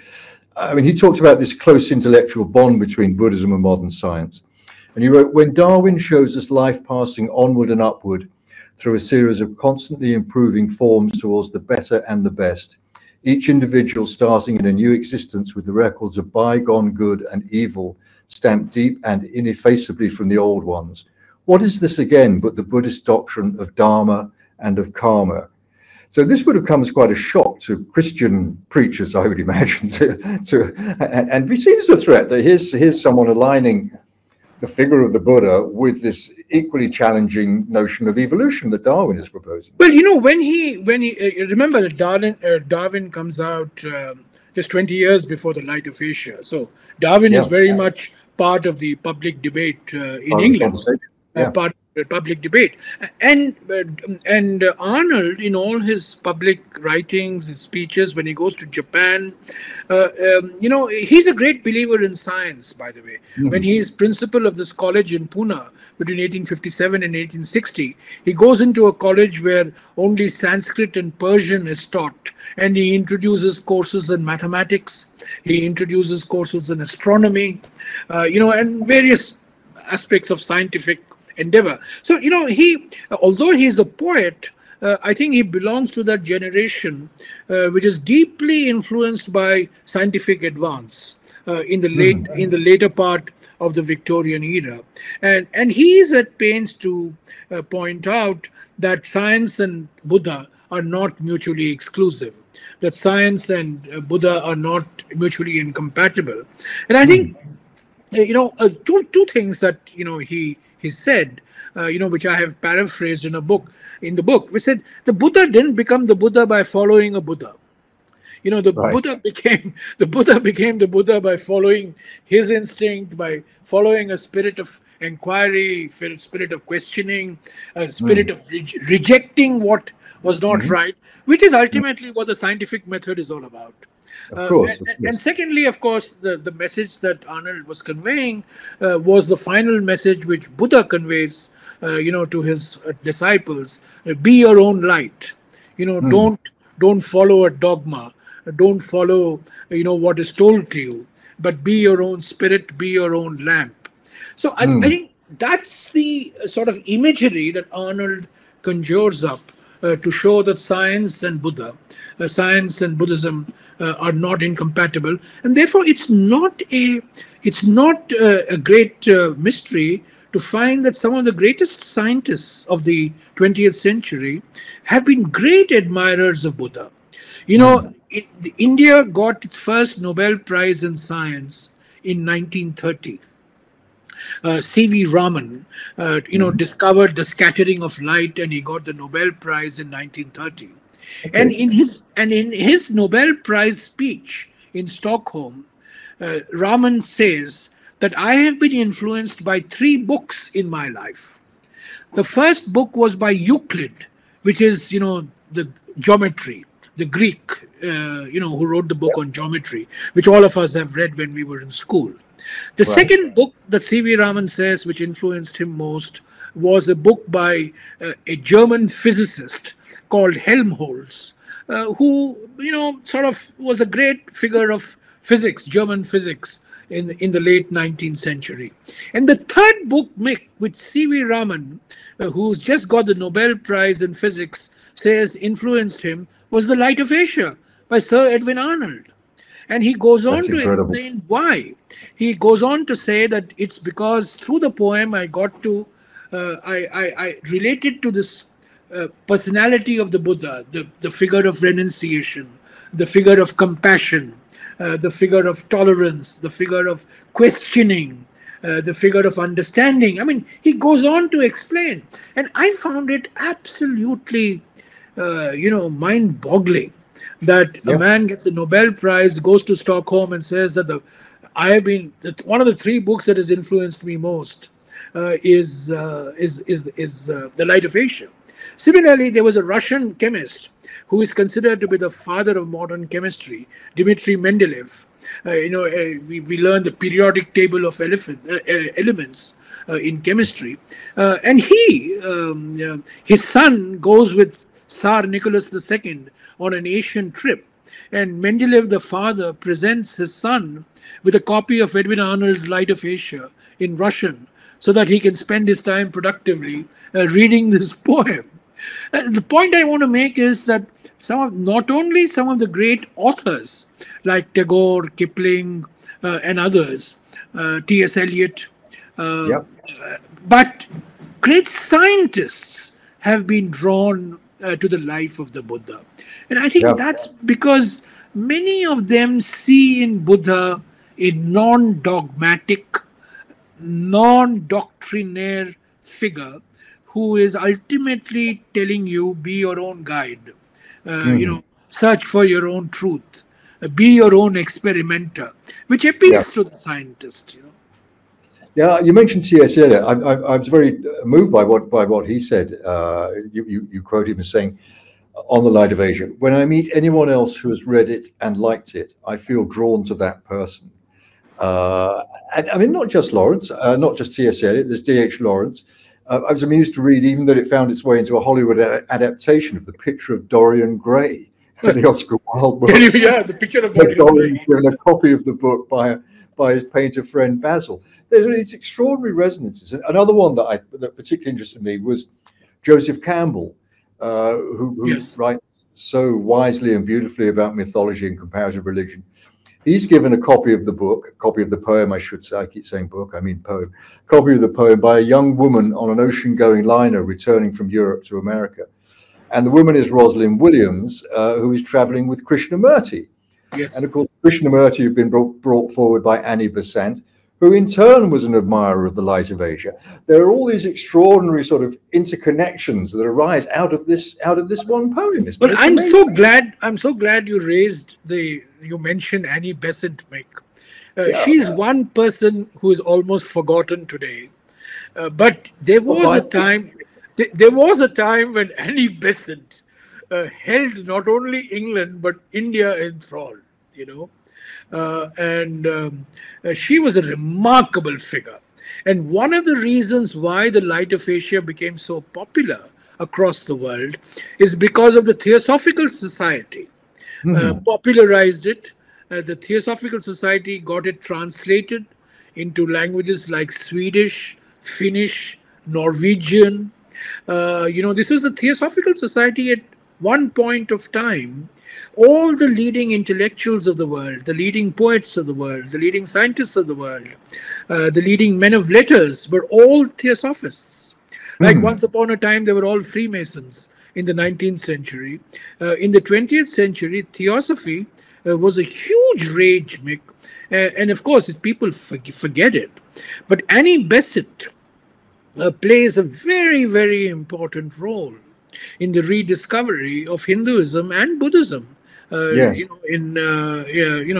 She was president of the Indian National Congress, the party to which I belong. She fought for India's freedom. She fell out with Gandhi later on, but she remains. Jawaharlal Nehru was a Theosophist. Nehru's father was a Theosophist. Gandhi, when he lived in London studying law, used to go to the Theosophical Society for vegetarian food.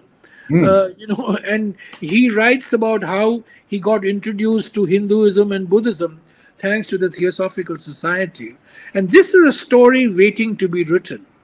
The story of Annie Besant, the story of the Theosophical Society, and of building bridges between England and in the subcontinent, as I talked about. Well, I think maybe you're the man to write it, Jairam. That particular story. There's one. It's a story you don't mention in the book, but might interest you about these sort of extraordinary connections that are made. You do mention Alan Bennett, who was a Theosophist, yes. Who then became a Buddhist and became the first Englishman actually to become a Buddhist monk in Burma. And things didn't go so well for him in Burma. He was susceptible to illness, and the place that he was living, he was having a very hard time of it. And an English woman visited him there once, and decided that she needed to raise money to get him back to England. Bennett had become interested in Buddhism, as you say, by reading The Light of Asia. The person that this English woman, Mrs. Brown, approached was Channing Arnold, who was editor of a newspaper in Rangoon, and Channing Arnold arranged for Bennett to be sent back to England. So there we have another example of this wonderful kind of circularity of the influence of Sir Edward Arnold. I'm glad you mentioned Channing Arnold, Mick, because the last few pages of my book are devoted to the discovery of Channing Arnold's grandchildren who live in Bhopal. Channing Arnold came to Bhopal from Rangoon, married a local Muslim woman because he worked for the Nawab of Bhopal. He was murdered in 1937 over a property dispute. He had one son and one daughter. The daughter was raised as a Christian, went back to England. The son was raised as a Muslim, lived in India, and I discovered 4 grandchildren of Channing Arnold. And the one who helped me get photographs was a young man called Mohammed Michael Arnold. Mohammed Michael Arnold, who is the grandson of Channing Arnold and the great-grandson of Edwin Arnold, now living in Bhopal. Well, what a wonderful ecumenical conjunction that conjures up. Remarkable, absolutely. I found that mind-boggling. I discovered this through the archives. I was going through the archives, wanted to know more about Channing Arnold. Then in the National Archives, I discovered something about his murder. Then I dug deep. And then it said he was drawing a pension from Bhopal. So I put 2 and 2 together, and I said, if he's drawing a pension from Bhopal, he must have worked for the royal family. So I contacted some of my friends in Bhopal, and then, one thing led to another. It was like a detective story. And then I ended up talking to Mohammed Michael Arnold, the great-grandson and in fact, Channing Arnold's granddaughter, Grace Arnold, is 94 years old and lives in London right now. So, really? She's still alive? She's still there. She's 94 years old. And she's still there, very much there. So listen, I'm getting a sort of wind-up signal here on the computer, but I must encourage you to write this book about Annie Besant and the Theosophical Society. Thank you. Yeah, I mean, she's a fascinating figure, Mick. She really is a fascinating figure. A fascinating figure. I've always been this whole Freemason movement in the 19th century and the Theosophical movement in the 20th century. How attractive it was. To politicians, to literary personalities, to the artistic world, is a story remaining waiting to be written. Actually, of course, just briefly, we mentioned Theosophy. I mean, still a very, very enduring legacy of that is Olcott, and Olcott opening schools in Ceylon, Sri Lanka now, which are still flourishing. I mean, Olcott has been a very, very important figure in the Buddhist the maintenance and revival of Buddhism in Ceylon. Well, right next to where in Chennai, where my mother-in-law, my in-laws live, they live very close to the Theosophical Society. There's an Olcott Junior School still running, named after Olcott, Henry Steele Olcott, and of course, not to forget Madame Blavatsky, who started it all. Right. Yeah, again, another forgotten figure, but a very fascinating woman. Listen, it's been such an enormous pleasure and privilege to talk to you, Jairam. And we've corresponded a little on email, but it's been delightful to actually meet you, if not in person, then in sort of cyber world. And I do hope we have the opportunity to meet in person. Thank you very much, and I'm so very grateful that you agreed. There's nobody more appropriate than you. The Daily Telegraph connection. You have written about your travels in India to all these sacred places. I've read your article on where you've been to Bodh Gaya, and there's nobody better than you to understand the significance of this book. Well, it's a magnificent book, and I love reading it. And I would commend it to everybody who is watching this. Again, thank you so much. Thank you, Mick. Thank you very much. We've been deeply privileged to listen to two experts, Jairam Rameshji and Mick Brown. They've been talking about Lord Buddha, but went beyond. And it was not simply a reconstruction of his life, nor even just the restoration of the reputation of Sir Edwin Arnold. It went beyond, and it went into theosophy and the need to have a book on some of the major figures in the Reformation movement, history and archaeology, and also religion.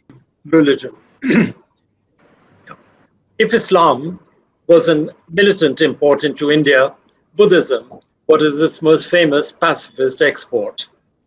And it's, in a sense, sad that while Buddha himself is revered as a figure, Buddhism should have found root in the countries that surrounded India and in various parts of Southeast Asia. It's also sad that most of the monuments that we associate with the efflorescence of Buddhism are in places like Taxila and in northern Pakistan. They are still maintained, and it's a great pleasure to be able to see them. In the Lahore Museum, one of the aftermaths of 19 was that the footprints of Lord Buddha were divided. The left footprint was left in the Lahore Museum, and the right footprint was taken to the museum in Chandigarh. I hope one day there will be a time when both footprints can be seen together in a common step towards the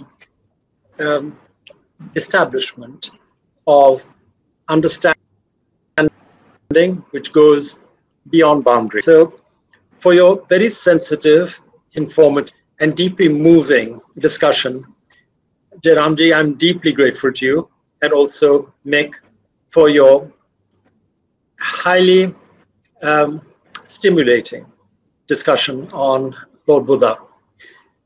If there was ever a time, I remember meeting Ingrid Bergman, and she was performing in London. And at the end of it, like a young student, I went to the stage door for her autograph. And I said, Madam, when I was young, I'd seen you portrayed Joan of Arc, and I came that close to becoming a Roman Catholic. And she smiled very sweetly and said, I don't believe that, but thank you for the compliment. I have come close to becoming Buddhist, thanks to you, Deranji. Thank you. And thanks for such a sensitive interpretation of a figure in our common history who has so much to teach us, even now, thousands of years after his death. Thank you so much indeed. On behalf of the Khushwant Singh Lit Fest, deeply grateful to both of you. Thank you. Thank you. Thank you, Mr. Jazari. Thank you, Mick. Thank you. Bye-bye. Thanks. Bye.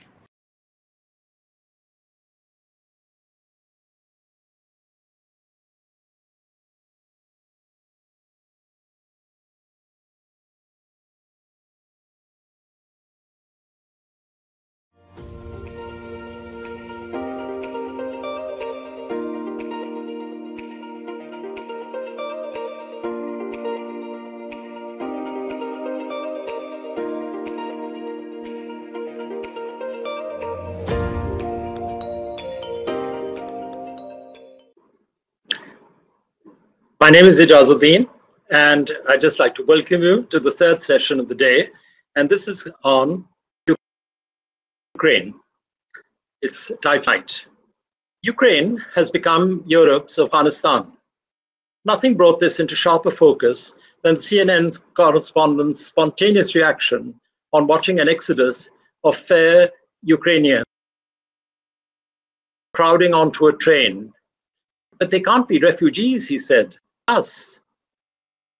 To discuss the causes and the possible outcome of the crisis in Ukraine, we have a distinguished and informed panel of speakers. Marcy Shaw, an associate professor of intellectual history at Yale, is the author of a number of books on post-communism East Europe, including Ukrainian Night, The Taste of Ashes, and Caviar and Ashes, which won a National Jewish Book Award.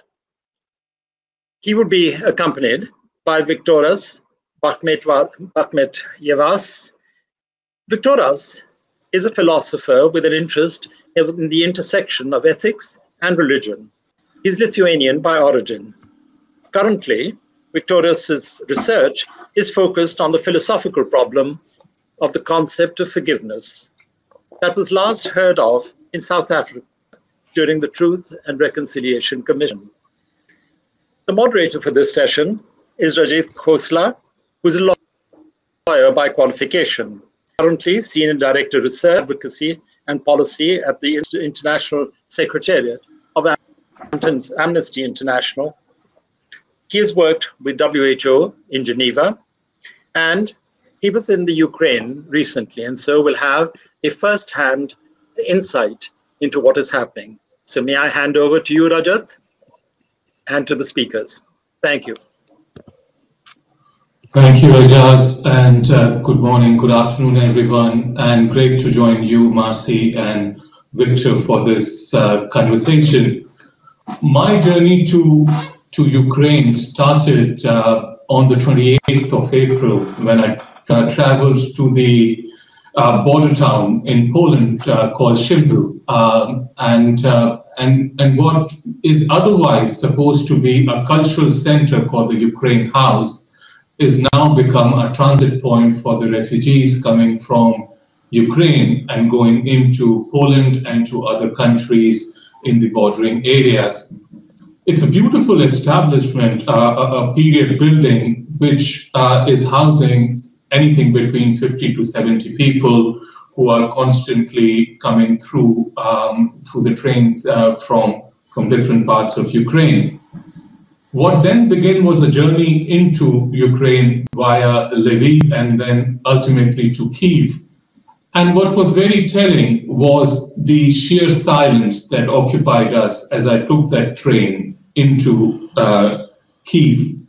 the train was almost empty. There was hardly anybody besides us in the passenger bogies that we were traveling into. But the deafening siren was accompanied by the constant air raid sirens that accompanied us through the 14 hours that the journey took us into the city of Kyiv. And I wanted to set that as the point of departure for our conversation. And Marcy, in your book, you talk about the framing of how the political becomes existential. And you start by describing the revolution that started from the Maidan in 2014 and how the lived realities of individuals got entangled in the revolution that it became, and how Maidan got to have occupied this significance in the lives of Ukrainians. And I wanted to start by therefore asking you, Marcy and Victoris, to share your own personal reflections on what you see as happening in Ukraine today. May I start with you, Marcy, first, and then we go to you, Victor? Sure. Thank you for the question. I mean, I should first say that I'm not a neutral observer. You know, I'm not Ukrainian. I don't come from Ukraine. I'm American. I'm an American Slavicist. But these are my friends and colleagues being slaughtered, you know, and so as full disclosure, I can't look at it with a kind of neutrality. I mean, in some sense, I feel like the world is divided fundamentally less by race or ethnicity and nationality and more by people we know personally and people we don't know personally. And when they're people you know personally, it's very hard to keep any kind of a distance. What I see, you know, and what I hear from my friends who I compulsively check on is an extraordinary kind of solidarity, which was the miracle of the Maidan. I mean, what captured me about the Maidan was that it was not only a political transformation, it was an existential transformation. I was watching people change, you know, in front of me. People I had known for years were becoming different people. They were finding some things in themselves they didn't know they had. They were being pushed to the other side of fear in ways they would not have anticipated. You know, they were finding in themselves kind of reservoirs of generosity and courage they would not have expected from themselves a few months earlier. In that sense, when this war came, I knew that they would fight. I didn't know that whether or not Putin would invade, which was the question that all the journalists wanted to know, you know, especially the week or two leading up to the war. You know, what's going to happen? Is he going to invade? Is he going to invade? I had no privileged access, but I did feel certain that if he did, Ukrainians would fight. I had no military knowledge. I couldn't make any military prediction, but I understood that this was now a society that was not going to submit to living under Putin's neo-totalitarianism. And that goes for people whose stronger language is Ukrainian, people whose stronger language is Russian, that goes for people of different generations. You know, I didn't think, and I think my suspicions were right about that there was any real demographic in that country who wanted to live under Putin's fascist regime. Thank you very much, Marcy. And indeed, it was very, very heartening to see how people changed, but they maintained their generosity even in the face of this attack on their president. Victoris, over to you. How do you see the present situation? Well, I think, I of course I agree with everything what Marcy said, but I also think it is important to qualify this war because I think, especially in the West, but also globally, I can see a lot of people questioning the very reasons for this war. And I think it is important to say that this is a colonial war, pure and simple. This is a colonial war par excellence. This is an imperial power trying to colonize a territory which it decided that is its own. And it's, I think all our analysis and all our interpretations have to include this fact if we want to understand the logic and the dynamics of what is taking place both in Ukraine at the moment and in Russia. And I think, this maybe a little bit, unfortunately, this term empire, as an evil empire and things like that is a little bit overused as a metaphor. But I think it is important to stress that Russia is an empire in a political sense of the term. Even its setup at the moment as Russian Federation is a collection of colonies which have been submitted by the so-called titular nation. And so the Russian political mentality, if you will, and Russian definitely state mentality is an imperial mentality. And so what is happening at the moment in Ukraine is just trying to take back what they consider to be their own colony. I think there is more to that. And Marcy rightfully said, it's not just an empire, it is a fascist empire. And this qualification of fascism is extremely important. What I mean by fascism, and I recommend everyone to read Timothy Snyder's essay today in the New York Times, where he puts it very eloquently. But I think what is important here is that not all colonial powers would colonize foreign territories with a blatant attempt to deny identities or even to completely extinguish the local population. But fascists, they do. And that's what's happening now in Ukraine. Russia completely denies Ukrainian identity. It has decided for itself that Ukraine is an artificial construct, is a complete phantasm. And that is also, looking from outside, is quite difficult to understand if we disregard that this is a fascist empire which is trying to colonize a territory. And I think it is extremely important because if we disregard that, then we can, it might look like some strange regional conflict of two countries or things like that. But this, I think this, we have to interpret it as a colonial war.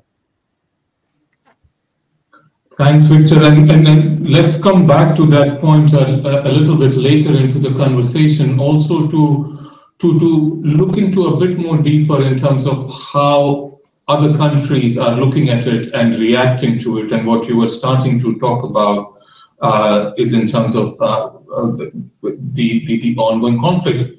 But if I may turn to something that you both have started talking about already, and for you to reflect further on what do you think precipitated this? So, sure, the colonist ambitions of President Putin could be very well one, and are there other factors that are interplaying in the sense that this conflict is being precipitated through?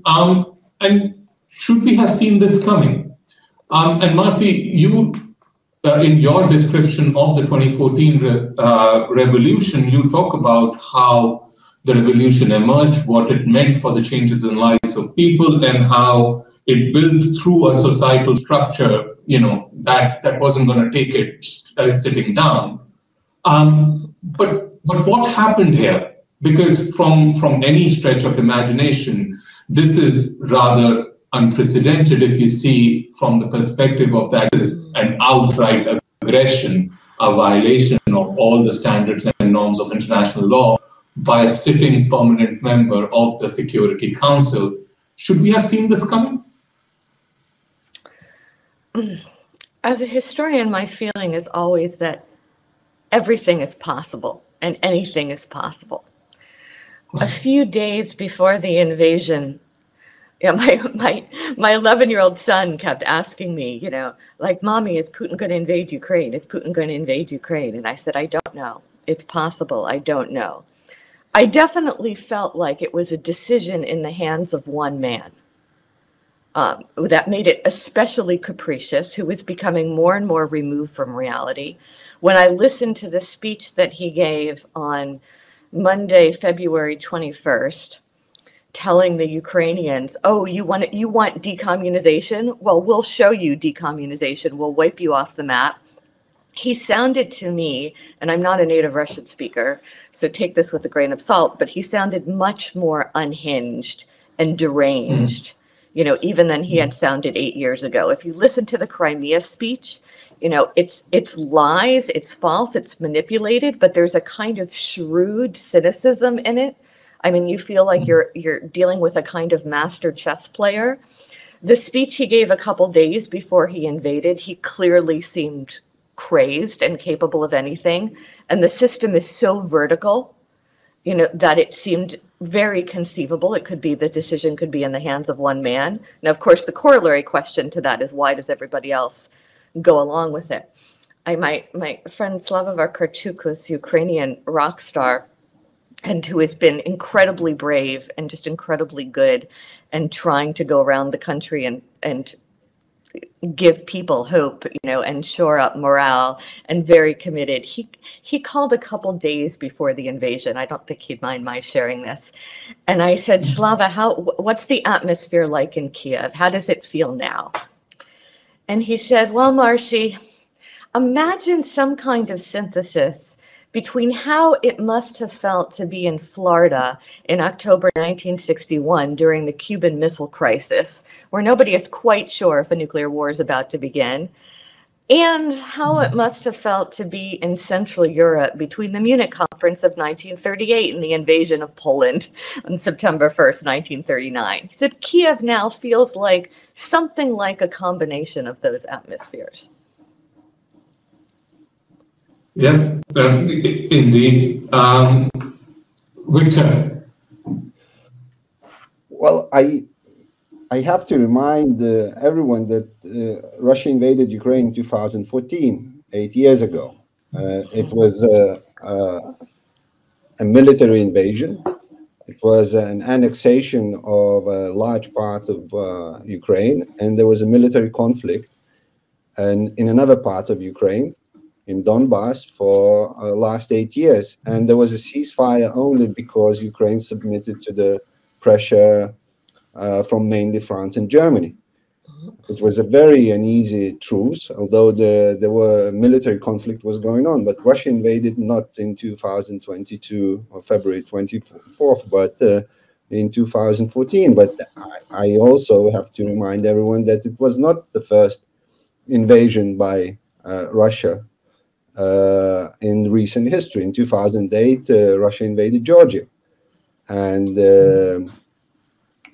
Georgia, and even now, at the moment as we speak, Russian military units are in parts of Georgia. So to say that we haven't seen this coming is to say that we have not been looking. We have not been observing this region of the world. That it's as simple as that. For me, as an Eastern European, as someone who lives in this region, it is also, I have to admit, a little bit tiresome, because we are, as Eastern Europeans, used to be accused of being Russophobes and whatnot in the West. Although the only thing we have been trying to say all this time, since basically the second Chechen war, that Russia is a dangerous country, dangerous to its neighbors, and that it completely disregards human rights and both among its citizens but also abroad. You know, Russia was killing and using chemical weapons in United Kingdom a few years ago. And so to say that we're surprised by what Russia is doing now is to say that we have not been watching at all. In that sense, I'm not surprised. I think what of course everyone is discussing is that the scale of the invasion, and of course the scale of the brutalities, the crimes against humanity and the war crimes which have been documented. They are now in the thousands.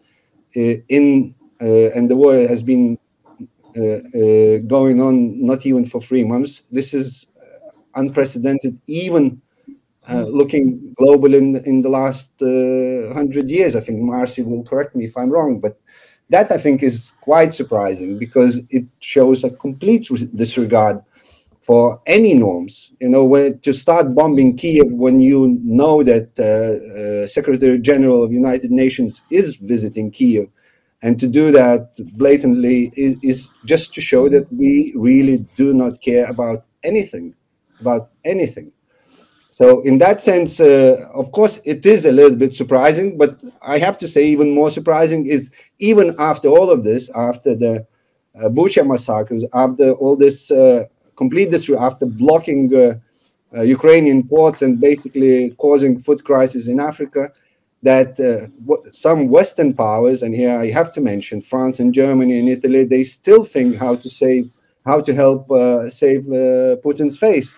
That is really surprising to me. I mean, I really try to understand the logic of it, and I can't. No, it is indeed logic defying, and you do raise an important point, which is about the scale of violations that we are talking about. When I was there, and in a conversation with the Prosecutor General, we were told at that point in time, which is already 2 weeks ago, that there was something in the tune of 9,600 alleged violations that they were investigating, and which is a phenomenal number to be talking about. And I would like to come back to that in a moment when and discuss with you further the idea of justice, and then the idea of forgiveness, and what those might mean within the context of the present conflict. But I wanted to turn to another issue, and you mentioned Bucha and the massacre in Bucha that happened. And I did visit Bucha, and I did visit Bodianka as well, 2 towns at the outskirts of Kiev. And as those of you who know, these 2 towns were occupied by Russian forces for a period of time. The kind of indiscriminate attack that we witnessed in Bodianka is pretty phenomenal. We are looking at over 100 housing units, buildings being completely destroyed. And one could only imagine the kind of payloads that they must be dropping at those establishments and what it means. But what I wanted to focus on is also the survivors, the victims of this conflict. And we spoke to a number of them while I was there, and we spoke to a group of men who used to live in those establishments that they were there, and whose houses has been blown apart, and who lost family members as a consequence of this conflict. Some lost 5, some lost 3, some 2, but everybody had lost family members in those attacks. And then there was incidents in Bucha, which were essentially extrajudicial executions, where men were essentially dragged onto the square and shot at point-blank range by the Russian forces. And there is very clear evidence to demonstrate who made these attacks and what constituted to this.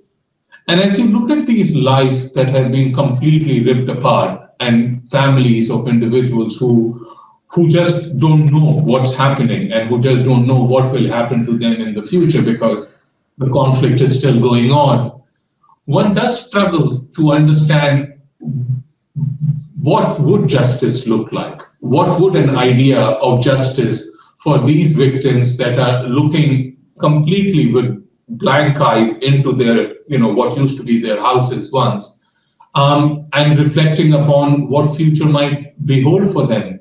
And I wanted to turn to you, and both of you, as authors have talked about these issues in different contexts, is how do you see justice for these ordinary Ukrainians beyond the political theater that will happen eventually when it will happen? What would a meaningful justice approach look like? And is forgiveness even a possibility? Marcy, do you want to go on first? Yeah, no, I've been thinking about that, and I've talked to some international lawyers, and I suppose the thing that's so wrenching that we all see is that justice, if it occurs, always comes too late. It's a little bit like Hegel's Owl of Minerva. You know, it always comes too late. I was thinking a lot about, for instance, Slavenka Drakulic's wonderful book about the war criminals from the Yugoslav wars of ethnic cleansing. You know, she's a Croatian writer. You know, after the war, she went and she listened to these trials in The Hague, and she wrote this book called They Would Never Hurt a Fly, with profiles and biographical profiles trying to understand how these people found themselves in this situation. And you know, those guys, you know, Milosevic and his people, you know, they were tried in The Hague, but only after it was all over. It always comes too late. You know, and I don't think in some sense there can ever be adequate justice once you've destroyed people's lives. You've taken their children, you've taken their parents. Those children are going to be traumatized, you know, forever. Like there's no compensation, you know, that can possibly be adequate. And the frustration then is that why, you know, at this point in human history, are we unable to stop things in real time? You know, many people are asking me about the Nuremberg trials. People are asking me, because I'm a historian and normally I work on the 20th century, not on the 21st century, how is this different from the Second World War? And I said, internet, we're watching it in real time. Like imagine it were 1942 and you could pull up one screen and get a speech by Churchill, you know, live streamed, and another screen and, you know, tab and get a speech by Hitler live streamed, and pull up a third tab and you can get your live stream into the gas chambers. You know, how would that have changed what's going on? People believed at that time that the truth would save them, that if people only knew, that would be the thing that would save them. And we're watching it all in real time, or extremely close to real time. We know what's happening. We know it's an unprovoked invasion. You know, we have more than enough detailed graphic information, you know, and we're watching, you know, children's hospitals be bombed and kindergartens and maternity wards and children buried under rubble. We're watching it in real time. Why are we so powerless in real time? You know, and if we can talk about justice coming, but it seems like it's only coming like Hegel's Owl of Minerva. It's coming too late. It's coming when it's over. And what I'm tearing my hair about is, why can't we make it stop now? Yeah, no, absolutely. And I have to say, and that was coming into our conversation today, and while we were in Ukraine, one of the things that I was particularly taken aback by, how much of this war is fought both on the front lines in the south and the east of the country, but also on social media, the level of propaganda. And if you look at some of the Telegram channels that are being used to parade the graphic images of the horrors of the war, it is very stunning. But indeed, what does that mean in terms of our inability to stop what is going on, but also to develop any sense of justice? Victor, what do you make of it? Yes, I think in situations like that, the concept of restorative justice is completely futile. It does not help here, and because we can't restore what's been taken from these people, human lives, they cannot be restored. And in that sense, of course, it's quite difficult to speak about justice in that sense. But I think on on a political level, it is extremely important that those who have committed those crimes are punished, not because it will restore a previous state, or we will get back, so to speak, to point zero, but for future generations, because it will give us all a sense that we do not accept those things, that they cannot be justified. We cannot let them happen, not ontologically, so to speak. Of course, they are happening, as Mark pointed out, but we do not accept them on a level of principle. And those who have perpetrated those crimes, all of them have to be punished, and that there is this sense of justice, not in the sense of restoration, but in the sense of establishing and reaffirming the principles according to which we organize our communal living, our societies. And on a purely human level, of course, you can say that this does not help. This does not help the residents of Bucha, that some Russian soldiers or even Putin will stand trial. This does not bring them their loved ones, of course. But I think there is something that these people, at least most of them, have, is that they know that their cause is right and they know what they are fighting for. And this is extremely important, I think, because this is the basis for hope. And so it's a question not about justice, but that those who have suffered, that all this suffering was not in vain. And that not in vain is that if Ukrainians will prevail and will create a country that they can be proud of, and that those who died for it, that they did not die in vain. And so here I would try to speak of more of in terms of hope rather than justice. And your final point about forgiveness, is forgiveness possible? I think, again, on the level of principle, forgiveness is always possible. And at least in the Western culture, we even talk about our duty to forgive. So there is this tradition of thought to think that it is not only possible to forgive, but we have to strive towards forgiveness. We have to try to forgive. It is our moral duty. So of course it is possible, and even Ukrainians speak about that. But there is, I think, a very important aspect here, is that it is too early to speak about it. It is too early to speak about it because the crime hasn't finished yet. You know what I mean? It's just that it's not the time of forgiveness. Now the time is that we have to stop this crime, which is taking place at the moment in Ukraine. And so I think I follow, and of course I know quite a lot of people in democratic Russian opposition.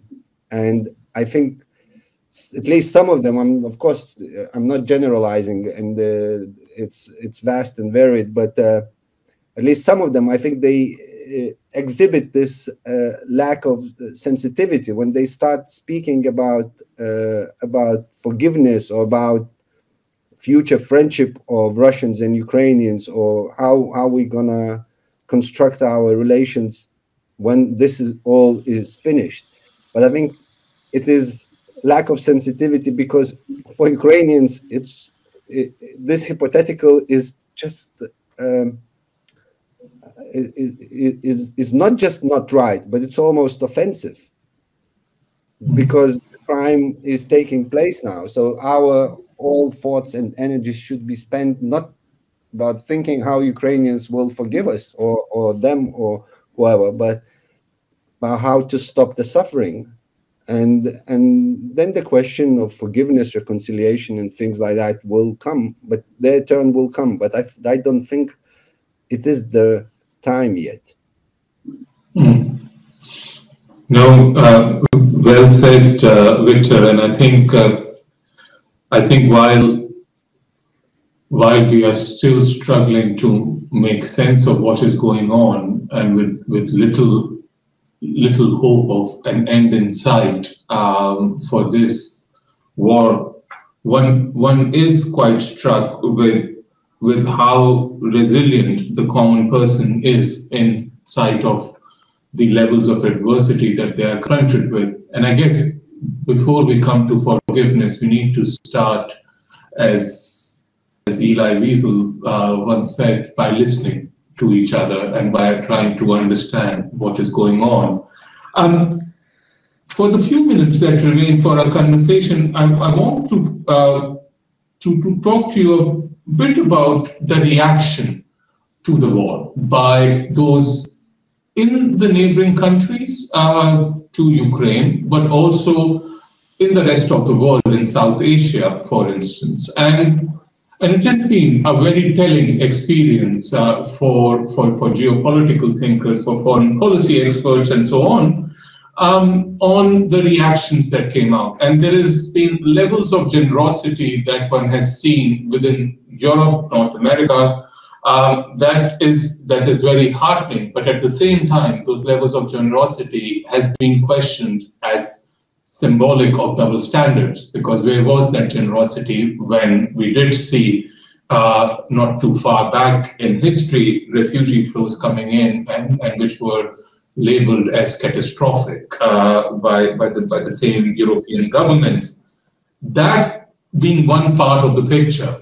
Another part of the picture is how governments, whether they are in South Asia or in Africa, have reacted in the multilateral spaces to the Russian aggression. Many, if not, have abstained from voting on the resolutions calling in, whether it is calling out the aggression, about humanitarian corridors, about atrocities, have actually supported, in some cases, those things. And if you see the voting records on some of these things, it's very perplexing to understand what is going on. Of course, one is not naive. There is a lot of Russian influence in a number of countries that we are talking about, and the legacies of the non-aligned movement and so on.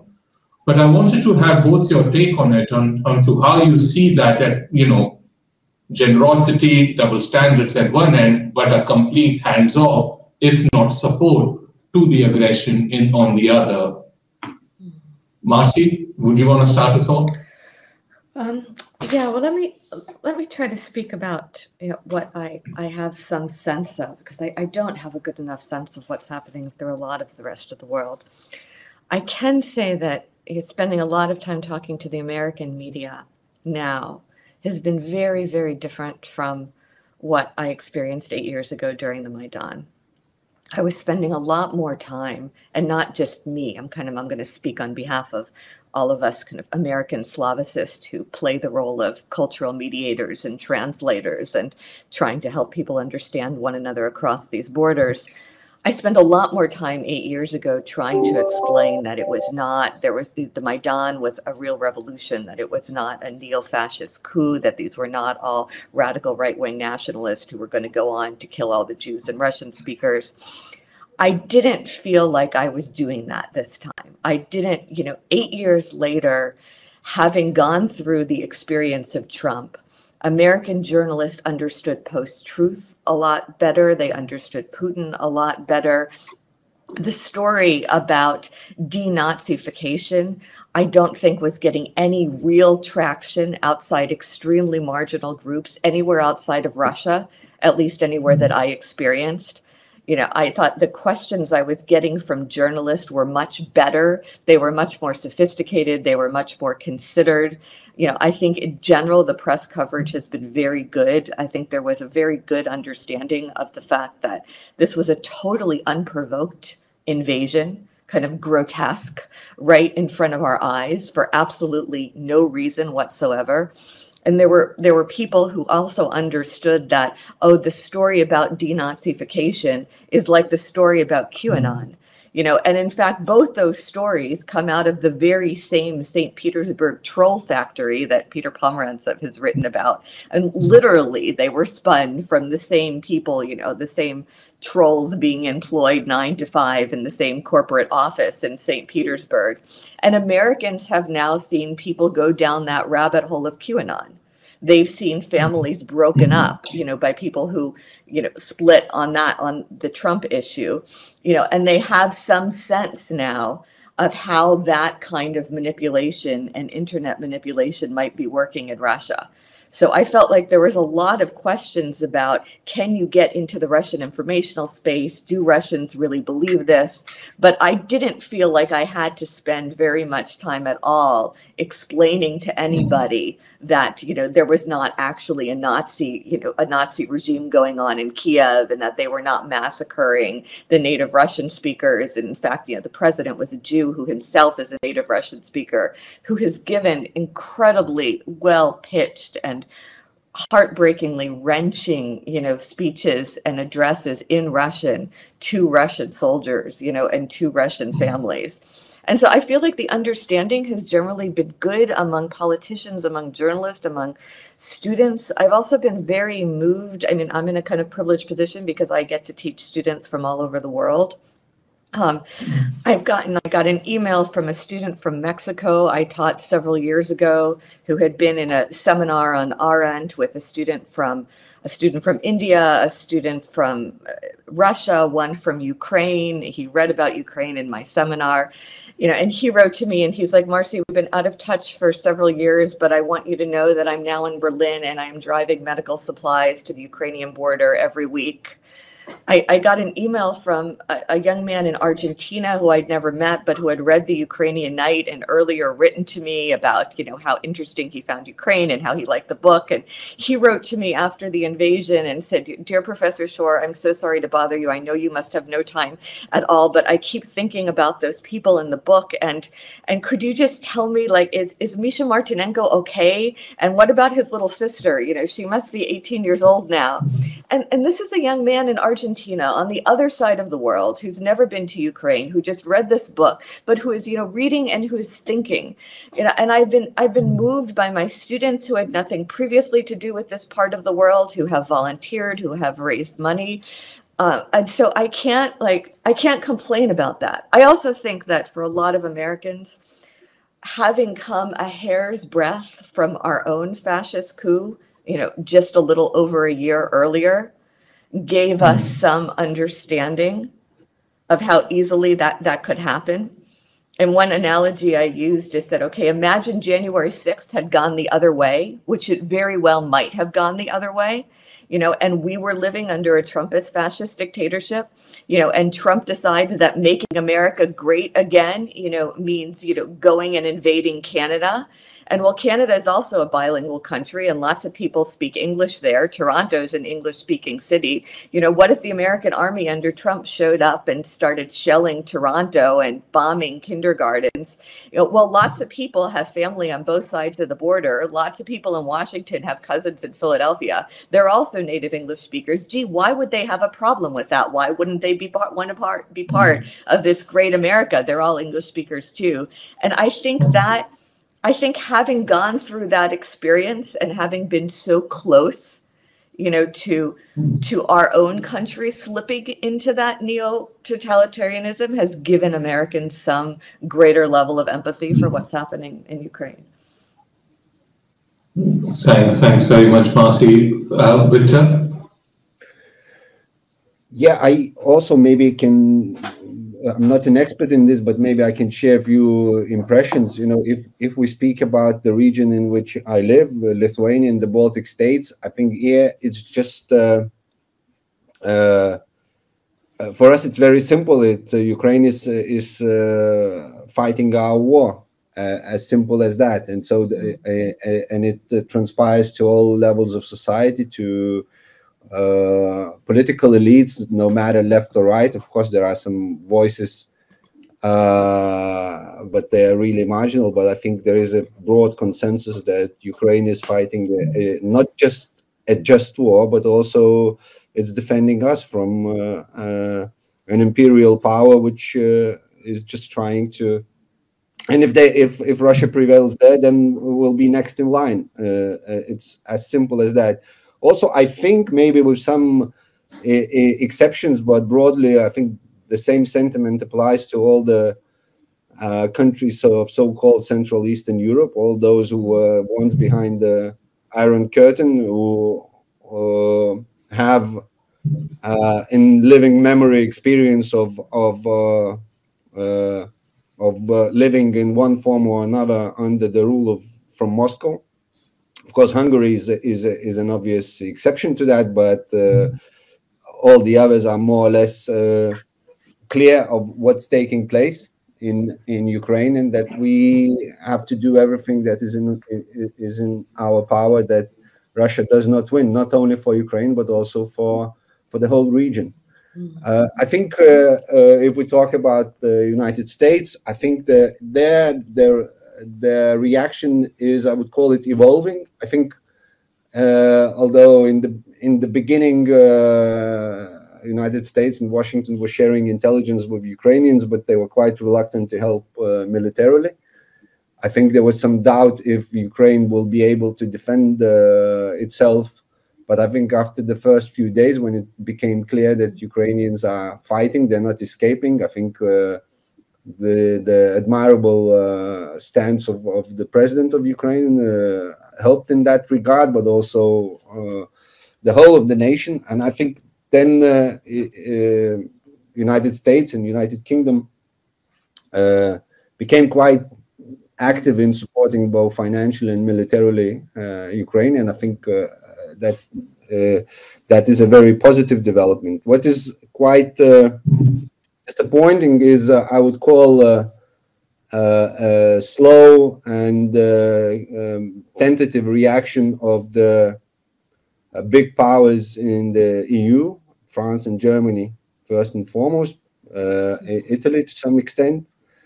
And I think they're sending mixed signals. I'm talking here, of course, of the political elites, because all the polls show that populations in these countries are in favor of helping Ukraine much more than their governments do at the moment. But their governments are sending quite mixed signals, sometimes saying that we should be helping Ukraine, and actually indeed saying that we are helping, and then it turns out that they don't, and keeping some back channels, talking to Moscow, finding for some reason a priority to save Putin's face and things like that. And that is quite disconcerting, and I think it should be disconcerting globally, because this sets a very worrying precedent. If you can invade any country, commit war crimes, commit crimes against humanity, and countries like France and Germany will be worried how to save the aggressor's face. I think all so-called lesser or smaller countries in the world should be worried, and I in Southeast Asia, in Africa, and elsewhere. So I think this is, I'm not sure if the leaders of those countries understand that these things will stay in the memories, that the world is observing this, and I think they making a grave mistake. Hopefully this will change. If I would have to characterize in one sentence what's taking place, I would say that Eastern Europe and United States of America see as their priority for Ukraine to win, while I think countries like Germany or France, they want the war to end, and these goals are not the same. They are not the same, and I think here there is some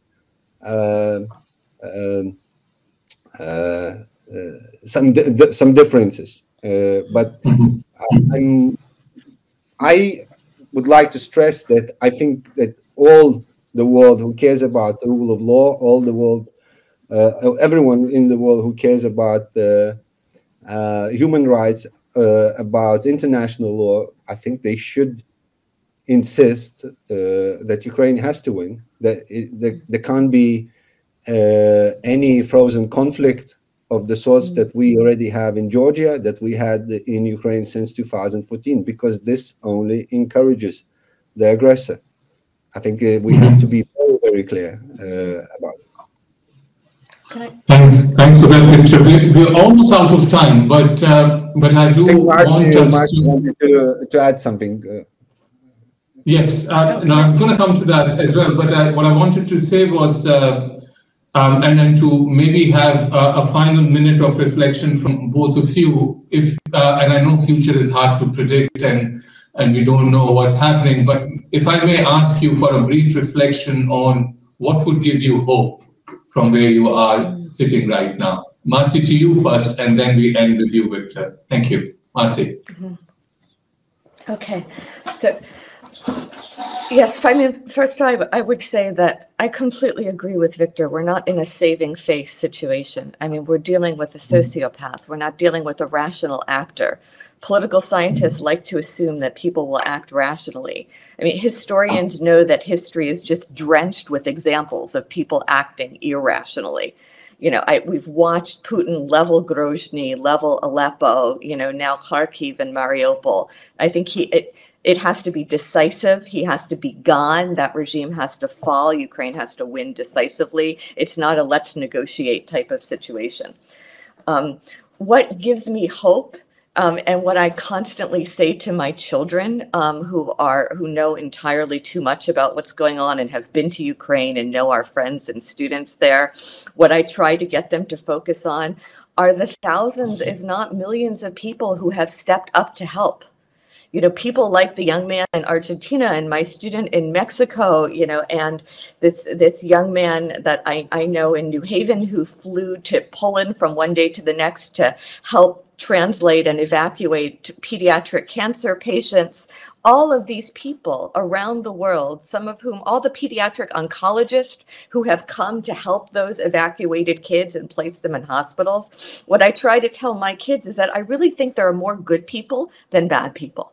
You know, I really think the number of people who are trying to help save people is greater than the number of people who are slaughtering and torturing people.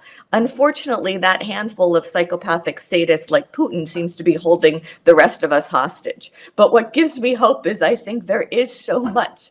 There's so many people trying to do good in the world that I like to think we're going to find a way to let that prevail ultimately. Thanks a lot, Marcy. Victor. Well, I don't deal in hope. I'm trying always to talk in plans. So I'm sorry about that. But I think if we talk about this particular conflict, I apply the formula which of one Russian opposition figure. He says that Ukraine has already won. It's just that Russia hasn't lost yet. And I think that's the situation at the moment. I think Ukraine already has won on a broader scale, and so the question is now the terms of Russia's loss. And so in that sense, I think it's quite hopeful.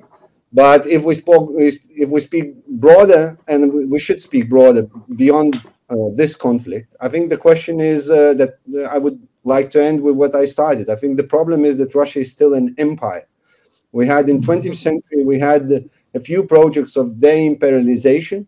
We had some voluntary ones like United Kingdom and France after they lost heavily some colonial wars and they understood that this is not the way. And we had some de-imperialization projects which were done against the will of those countries. That's Germany and Japan. So we have some precedents in history how to de-imperialize a state. Russia has never been de-imperialized, and I think that's one of the mistakes. So we have to apply all the colonial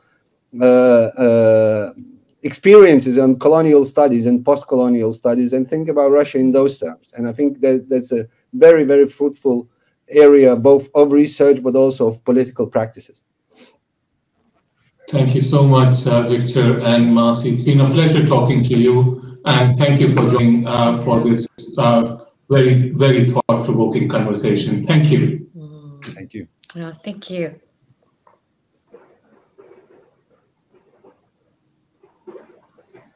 You were listening to a discussion on the Ukraine night, and it was moderated by Rajat brilliantly, and it had two eminent speakers, each of whom has provided very moving insights into the current situation in Ukraine.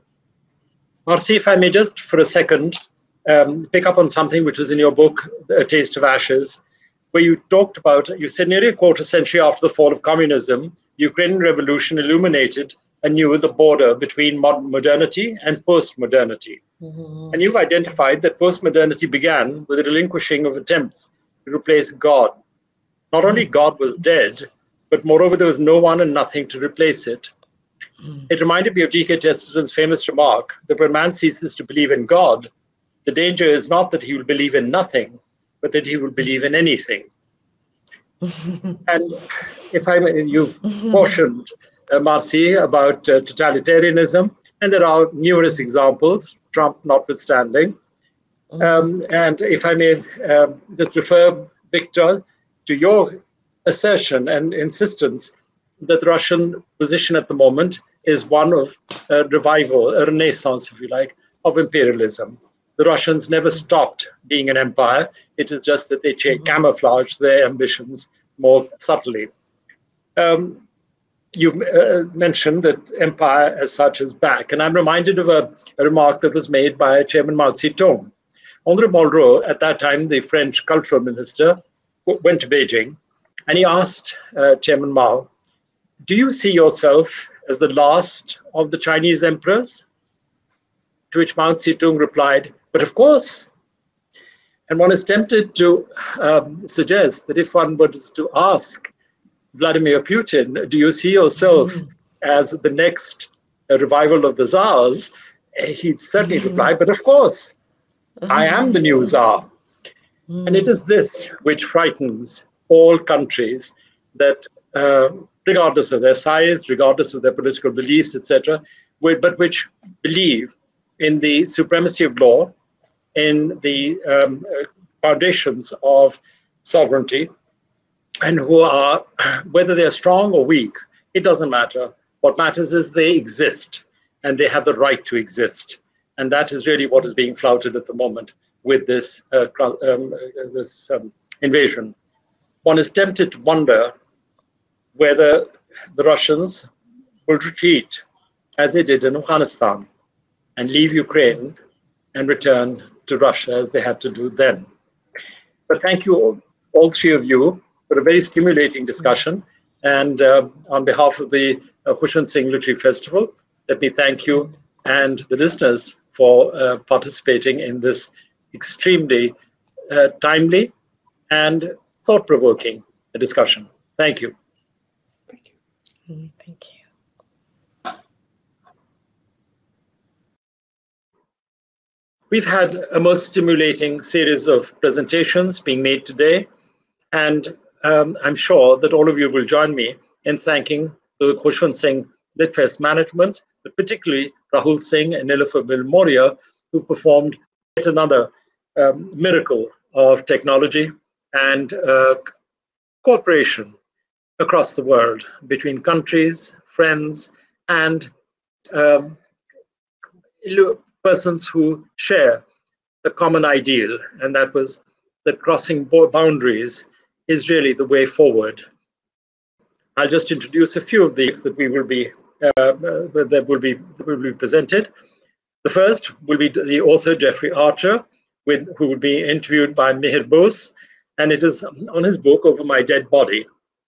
It's his new thriller, and it deals with continents and ocean liners. The second session will be by Wendy Doniger with Arshia Sattar, and it is an American girl in India, and it's her autobiography as a younger Wendy falling in love with India. The third session will be by Anjum Altaf and Amit Basol with Raza Mead as the moderator, and they'll be talking about Ghalib. And this session will bring together from both sides of the border lovers of Mirza Ghalib, a favorite of Khushwant Singh, of anyone to whom love is the only four-lettered word that matters in life. The conclusion will be a thank you session by Rahul Singh, in which he'll be winding down with gratitude and shaking hands across borders. We look forward to tomorrow's session. Please join us then.